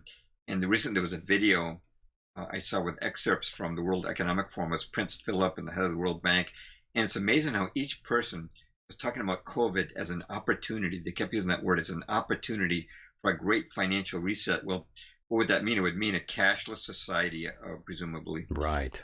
where we would have social credit scores like in China, and there'd be no real cash. At one time we had hard currency in terms of gold and silver, and they softened that up by giving us paper money when President Roosevelt demanded everybody turn in their gold coins in 1933. And now it looks like of course, we've been progressively moving into a digital system with credit cards and debit cards. It sounds like they're going to either chip us or put in a digital tattoo. Now, when I first heard of digital tattoos, I thought that was a conspiracy theory. Sure. And then I found out that actually Rice School of Bioengineering is already implementing that. They're developing it. And in fact, let me give you the quote from Rice School of Bioengineering. Yeah, go for it. People have heard me before, probably bored with this, but it's in my book, of course. Here's what they say on their website, quote, Kevin McHugh, an assistant professor of bioengineering at Rice, and a team from MIT report in a cover story in Science Translational Medicine on their development of quantum dot tags that fluoresce with information after they're injected as part of a vaccination. The tags are incorporated in only some of the array of sugar-based microneedles on a patch. When the needles dissolve in about 2 minutes, they deliver the vaccine, leave the pattern of tags just under the skin, where they become something like a barcode tattoo. Instead of ink, this highly specific medical record consists of copper-based quantum dots embedded in biocompatible micron-scaled capsules.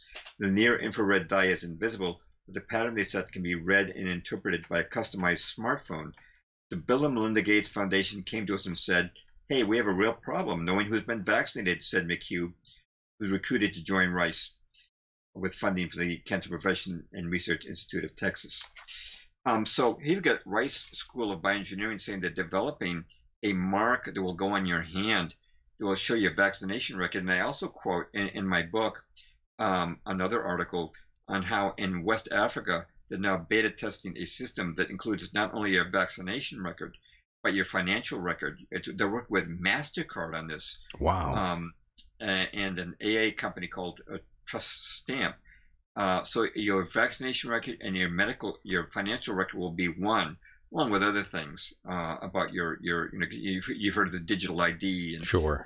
the 2020 Digital ID Alliance, which has Microsoft's logo right on its welcome page. You can see that they're working together. How lovely. For a digital ID. It'll have all your information, and then it's interesting when you look at the Book of Revelation. And I guess from what you were saying, some of your past guests have talked about this. That's right. It says that no one can buy or sell without the mark of the beast, and this is really as close as you can come to that. Now, no, in the past decades and centuries, people have thought this is the Antichrist. They thought, oh, that Stalin's the Antichrist and so forth. But I've never seen anything closer to the mark of the beast than what they're talking about now. Because right now, in a lot of stores across America, you can't buy or sell without a mask. It's a small bump up to have a mandated vaccine, and as we've seen from Rice University itself, they're going to make this a digital tattoo that'll be on you. Without that mark, you can see how they'll say, well, you can go into the store to buy something if you have, your vaccination record read by a smartphone. Man, that's awfully close to the mark of the beast.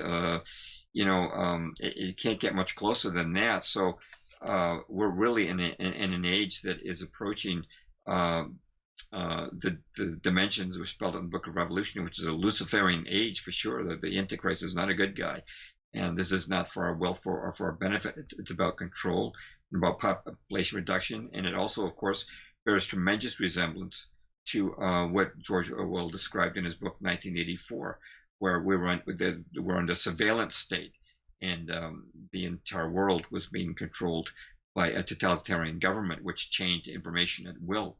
So, all the warnings that have been in the past seem like they're coming to fruition now, and certainly we need to wake people up as much as possible. That's right. And of course, I've told you what that gentleman told me. His name is Luke Prophet, by the way. He'll return soon. That guy told me all sorts of interesting things. He was telling me about how we're going to see numerous assassination attempts on the president. And we did see that. And of course, he also mentioned Jared Kushner being the Antichrist. I'm not quite sure if that's accurate or not, but that's his claim. But he's also someone who would agree with me I wouldn't say agree with me, but agree with the other individuals out there who are ultra religious, saying that the end times and the revelations rather are all coming into play, especially with Trump making that treaty with Israel.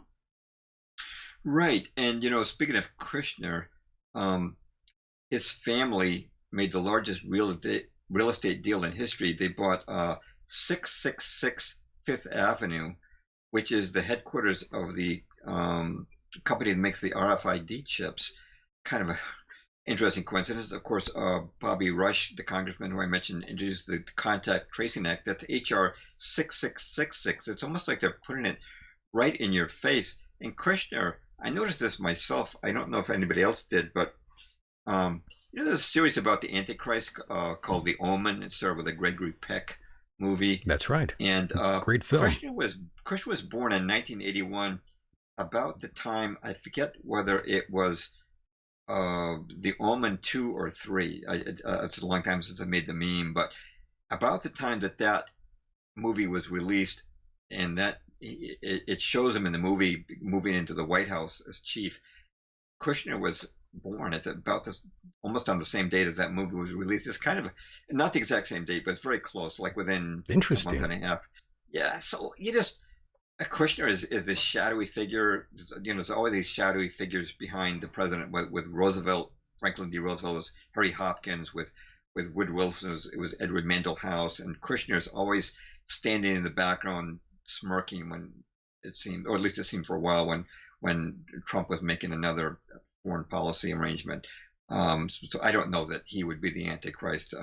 That's probably making these guesses about who the Antichrist is usually wind up in failure. In fact, I remember this was back in the 80s, and I was listening to a Christian radio station, and somebody said that Ronald Reagan was the Antichrist because Ronald Wilson Reagan, right. Each of his names had 6 letters, so yeah. there was 666. I've heard that. People have come up with all kinds of theories about it, but Kushner, I wouldn't put him on my list of angels. Probably not. Good angels. I would. Yeah. Yes. Exactly. And of course, for those that are just tuning in, you are listening to the voice of Mr. James Perloff, and we've been discussing COVID-19 and his book COVID-19 and the agendas to come, red pilled.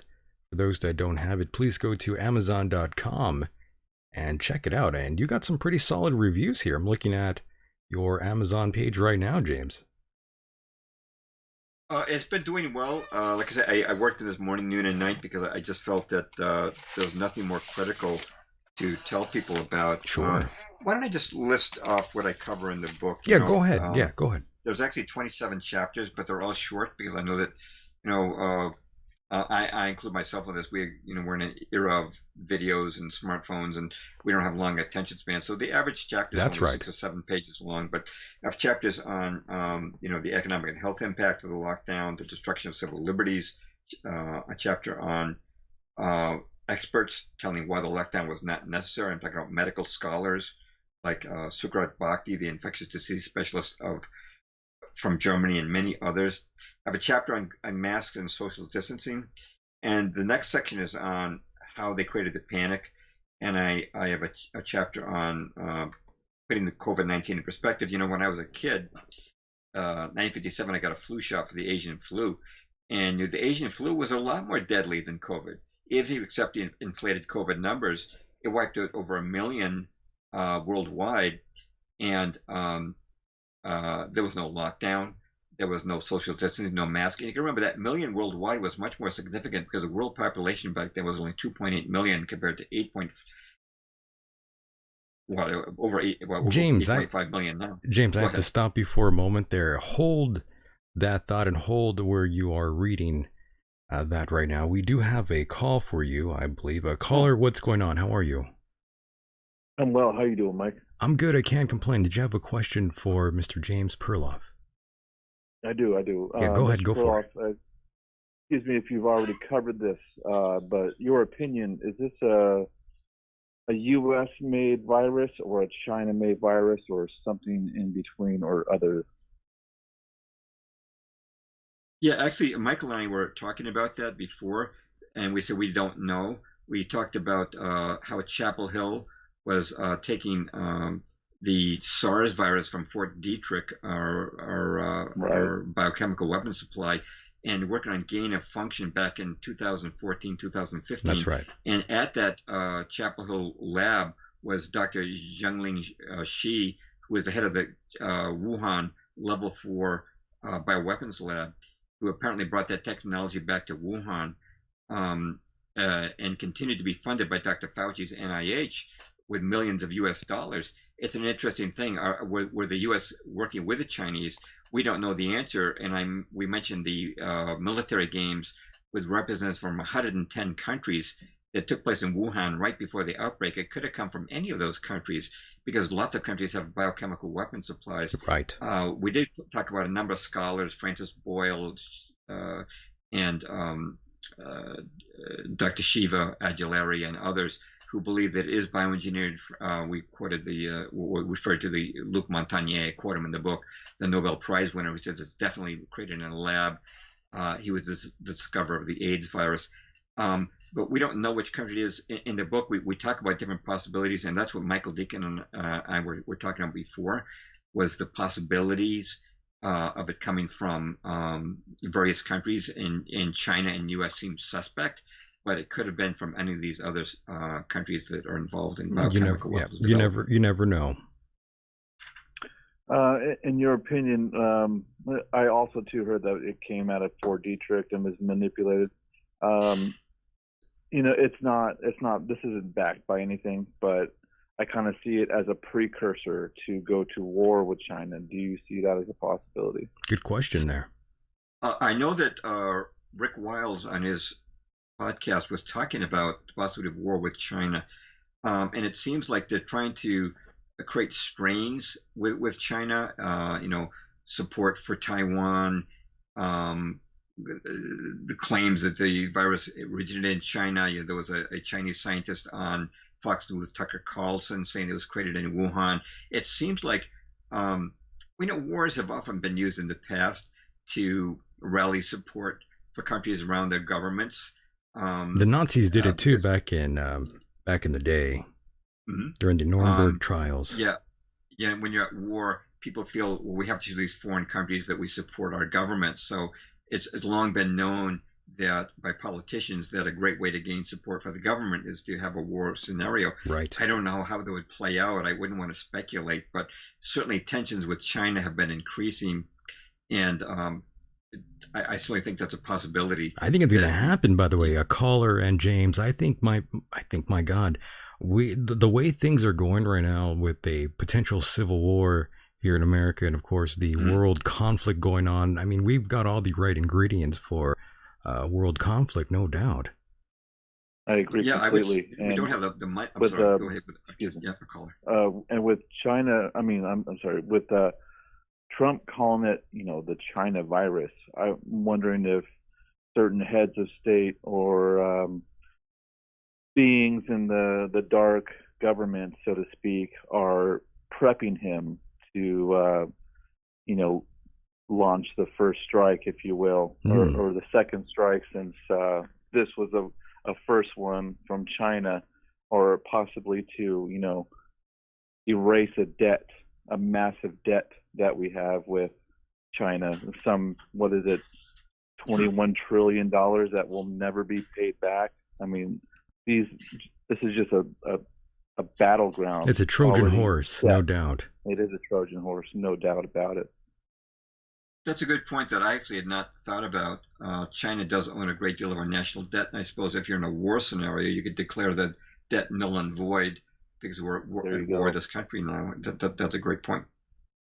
Yeah, very good point All there, right, well, caller. Mr. Decon, just want to say this is Patrick from Campbell, California. Nice. I call in from time to time. Always a pleasure to speak to you and your guests. Thank you so much. Outstanding guests. Thank you so much. I'll ring you again. Yeah, please call again. And by the way, how are things going on out there in your city? Things have died down a bit. Okay. They were kind of chaotic, when this all happened. I'm sure around the nation as it was, but we had these fires going on, right, all surrounding us, and you saw the orange sky just like I did. Sure. And that was nuts. Pretty wild. But for the most part, it's kind of died down. It had its place, and then everybody's kind of all right, what's next? We're bored of this. What's next? Yes, it's gotten a little bit stale, no doubt, and now the debates are around the corner. And caller, are you gonna vote? Who are you voting for, if you don't mind me asking? Even though it's impolite to ask, but no, it's not impolite to ask. Not in my opinion. It's just it's just a simple answer. In California, Mike, you and I votes do not matter, bud. Exactly. It's going to be a blue state. You're preaching to the choir. Till we die. Absolutely. And in my opinion, left, right, it doesn't matter. When 9/11 happened, the right, the Republicans were in office, and now with the left, you have Obama. Robert Mueller, head of the FBI during the time, by the way. There is another great point. So, you put a Republican in, you put a Democrat in. I rather have an independent, in my opinion, one that's for the people and only for the people. The independents don't have enough money. That's the problem. They don't have they don't lie as good as the left or the right. Right. They're not backed. You gotta have money. You gotta have money. You gotta have some kind of dirt that they own you. The secret government has to own you, or we're gonna expose this. That's the reason why that's the reason why I could never be politically affiliated with any party, because I know they all lie. And I'm part of the truth movement, like many people out there. You know how sick and tired I am of hearing people tell me, well, it's a national security reason why you don't get the truth on X, Y, and Z. And I think that's just complete bullshit. It's bullshit. Absolute bullshit. You should be for freedom and truth, by the way. I'm sorry to mute you there, caller, but you should always be about freedom and truth and not being suppressed by any of these higher entities out there, the government, the king's men. Always be about the truth. Never let anyone tell you any different. Honesty is the best policy. completely agree with you in all aspects there, Mike. Amen. You know, it's all about integrity. You know, That's if right. you don't have the integrity, you're not man enough to speak the truth. Then you shouldn't be speaking. That's right. Honestly, if you don't a liar, exactly, if you don't stand for anything, a then what the liar is fuck are you doing? Nothing. That's exactly. right. Love this And, caller, you know, by the way. Jesus. But, so to go back to what you were saying, I'm not going to be voting, and I know that's looked at like That's American. You know, you're No, that's probably the most American thing you could do, caller. Well, I guess so. So I'll be American then, but you know, I wish it wasn't that way. I wish I had, you know, better options to pick from here. Understood. But, you know, understood. Money wins the race. That's right. It's all about it's all about that it's green. disgusting. It really is, and it's disgusting, and so that's why I don't take part. And until our government gets completely overhauled and it faces up to the atrocities of 9/11, the atrocities of JFK, and I can go on, but those are two major ones in my book. And you know, a third is Vietnam. And once they say, hey, you know, we were involved with this, obviously they won't, because there will be massive collapse. But you know, you can't trust the government for anything. You can't. So I stay out of it, and you know, there's nothing I can do about it, and there's nothing that we can do about it. They're going to do whatever they want. That's right. And that's what I say about people. They're going to do whatever the hell they want to do, no matter what you tell them, no matter who they are to you. People do whatever they goddamn please. That's right. And the bigger your pocketbook is, the more play you have, and you can buy your way out of anything. But, you know, the common folk like you and I, Mike, we can't even get out of a fucking speeding ticket. That's right. So, you know, absolutely. It angers me, Mike. It really gets with me you going, on that you know, too. but, don't worry. Love America, dislike some of the government policies in America. Absolutely. And there's no surprise why the world calls us the Great Satan. I agree with them. Well, we kind of are like the United States of Sodom and Gomorrah. Right. We start all these bullshit wars all over the fucking planet. We're instigators. What can I say? We are. We are the biggest instigators, but we won't allow another country to build bases in, you know, countries around us, but we go out and build bases all over the fucking globe. That's right. We're just a big bully, and you know, 9/11 was the big door for that. It was. You know, I don't know Mr. Perloff's opinion on that, but I mean, all this ties in together. COVID, love that. 9/11. This is all stepping stones. This is this generation's 9/11. I agree. You know, for the teenagers this year, the mid-20s, they don't know 9/11. They weren't around. They weren't relevant enough in today's society to understand what happened there and how much of a 540 that did to our way of life. That's right. It eroded our civil liberties for sure. For sure it did. And now COVID, whatever bullshit name they give it, is the new normal. And the new normal. And that's even more disgusting. So we're riding this 9/11 train. Now we got this virus that we made up. I mean, 99% of me knows for sure our government was complicit with this virus. No doubt about it. But, you know, maybe they weren't. But I highly, highly suspect that they were. Caller, you made my night. Anything else to add before I cut you loose? No, sir. It's always a pleasure. I don't know how I stumbled across your show on YouTube, but I'm really happy I did. It was about, I think, 2.5 years ago now that you've been rocking pretty steady on YouTube. That's right. Well, I appreciate that. I had to say one more thing. Yeah, go ahead. That I want to say it was about a year ago that you had that sexy sounding lady on your show.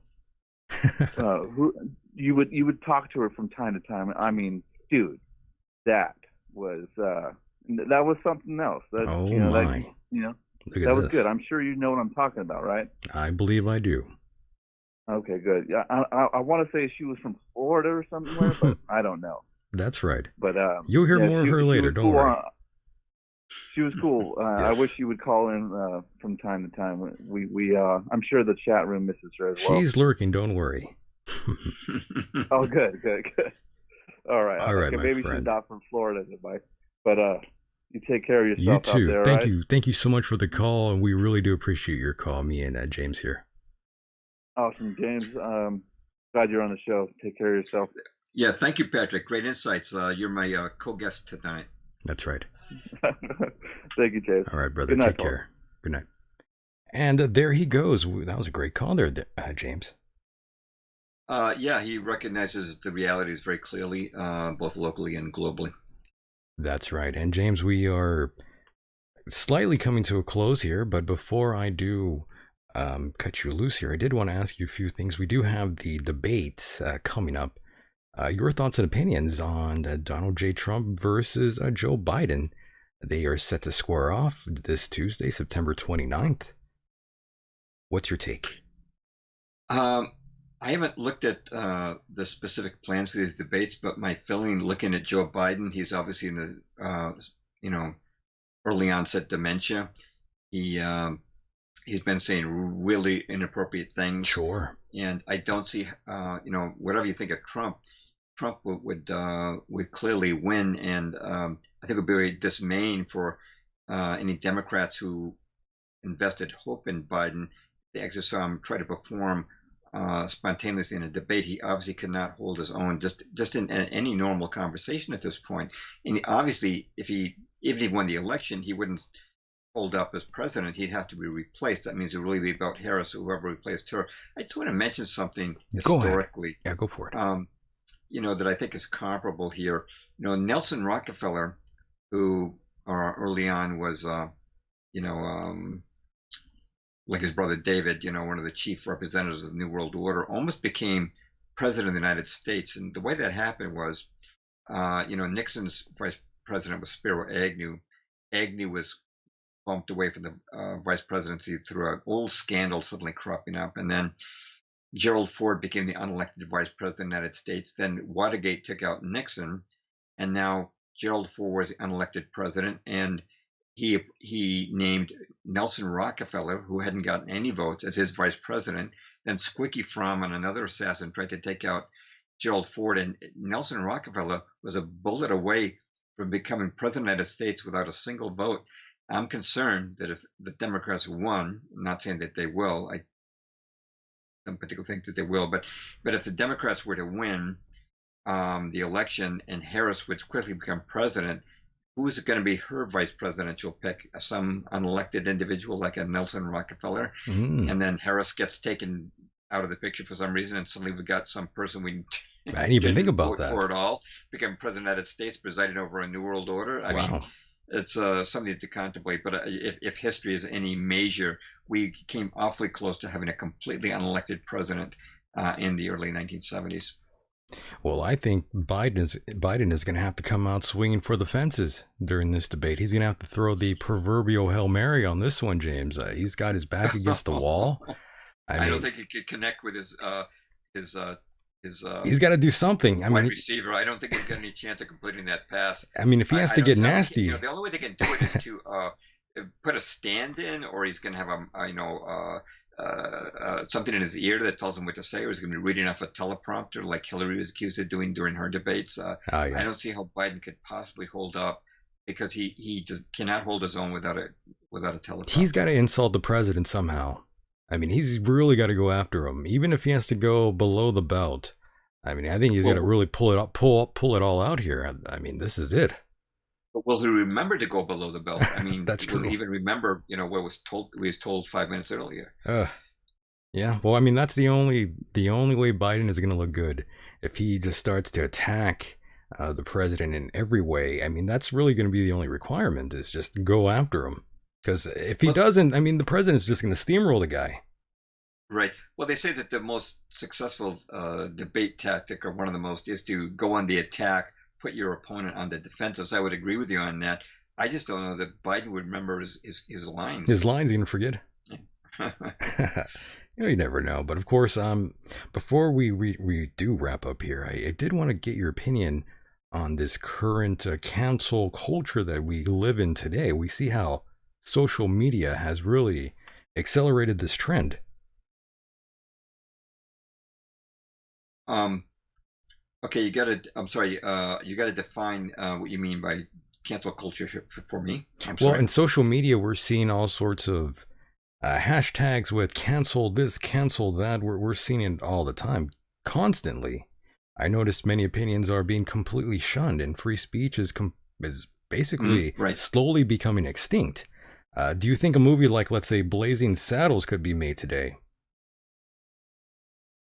Well, Blazing Saddles was a politically correct movie in its own day. I think there's certain things in that movie that would be unacceptable today. Right. It's true Okay. for a lot of movies of the past. That I see movies all the time that I know that you couldn't make that movie in today's Probably environment. not. You're right. There's a sensitivity that disallows just using the wrong pronoun to refer to someone as he or she now, or mom and dad.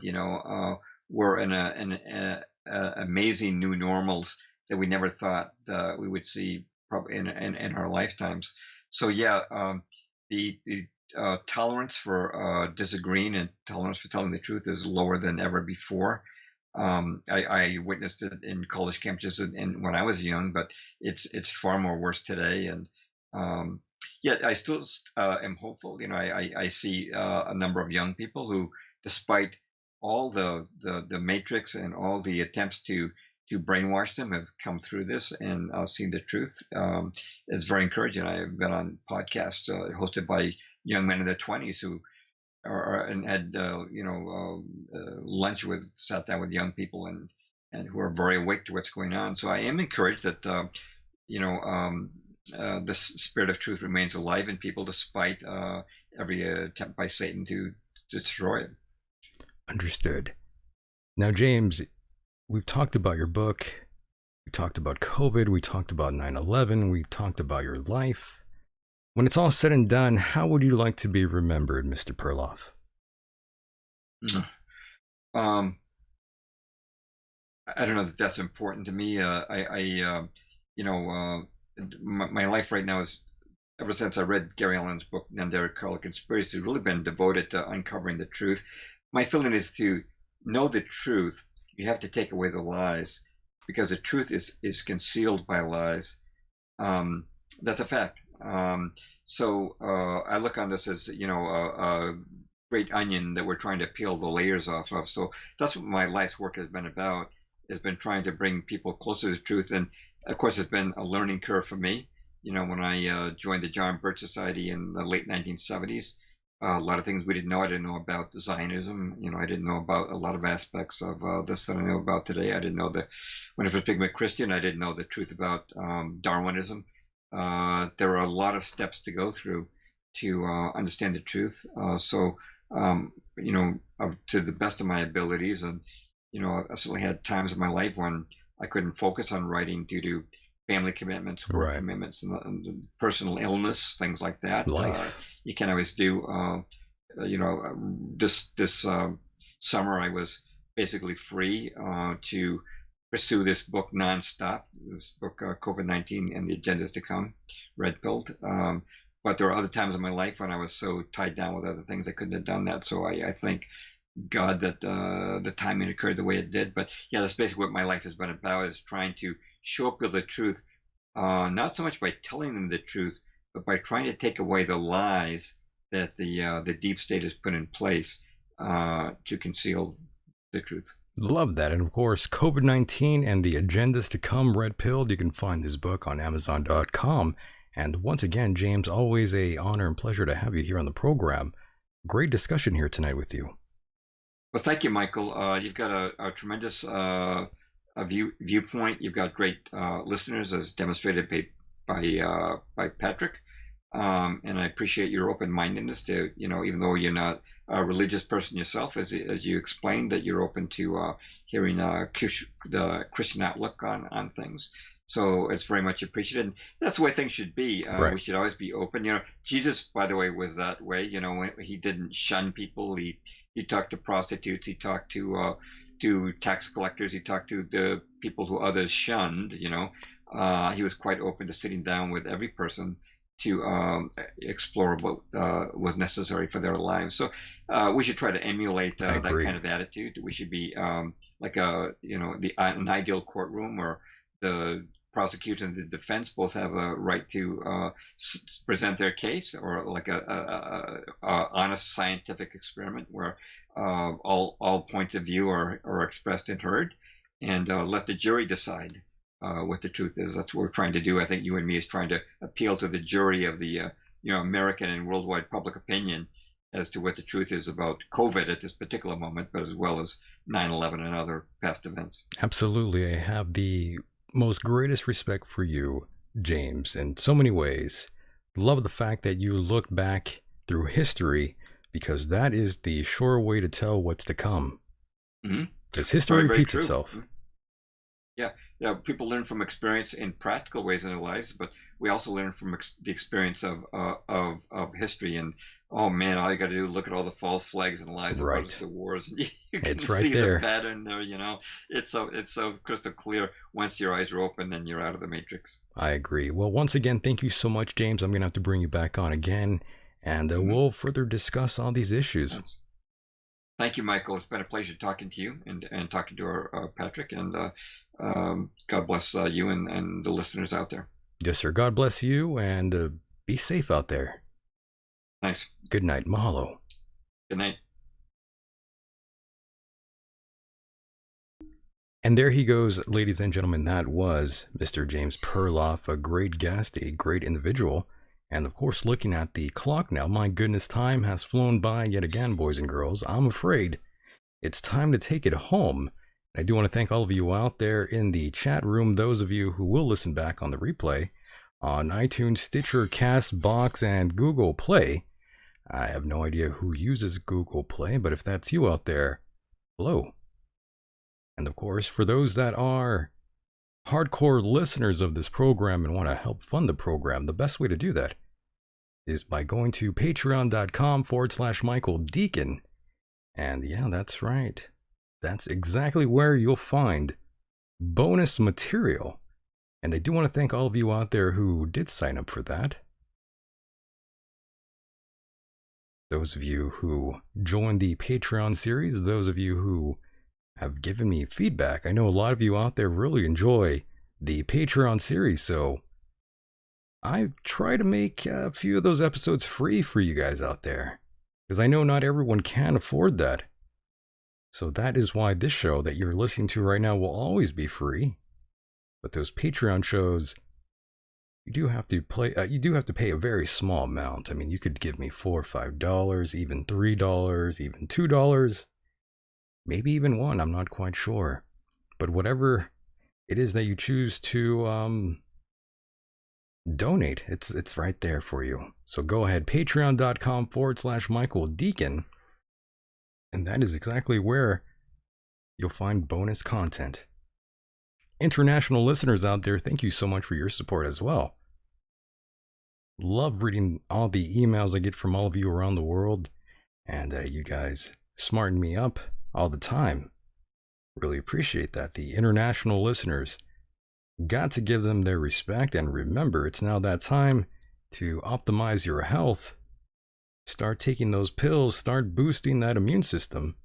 The biological war is ahead.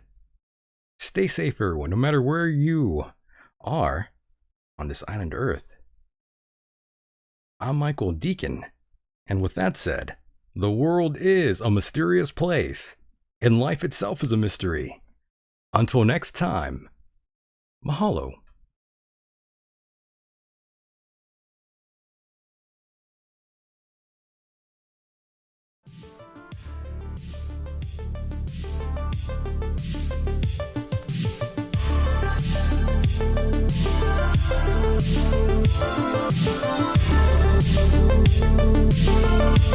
Thank you.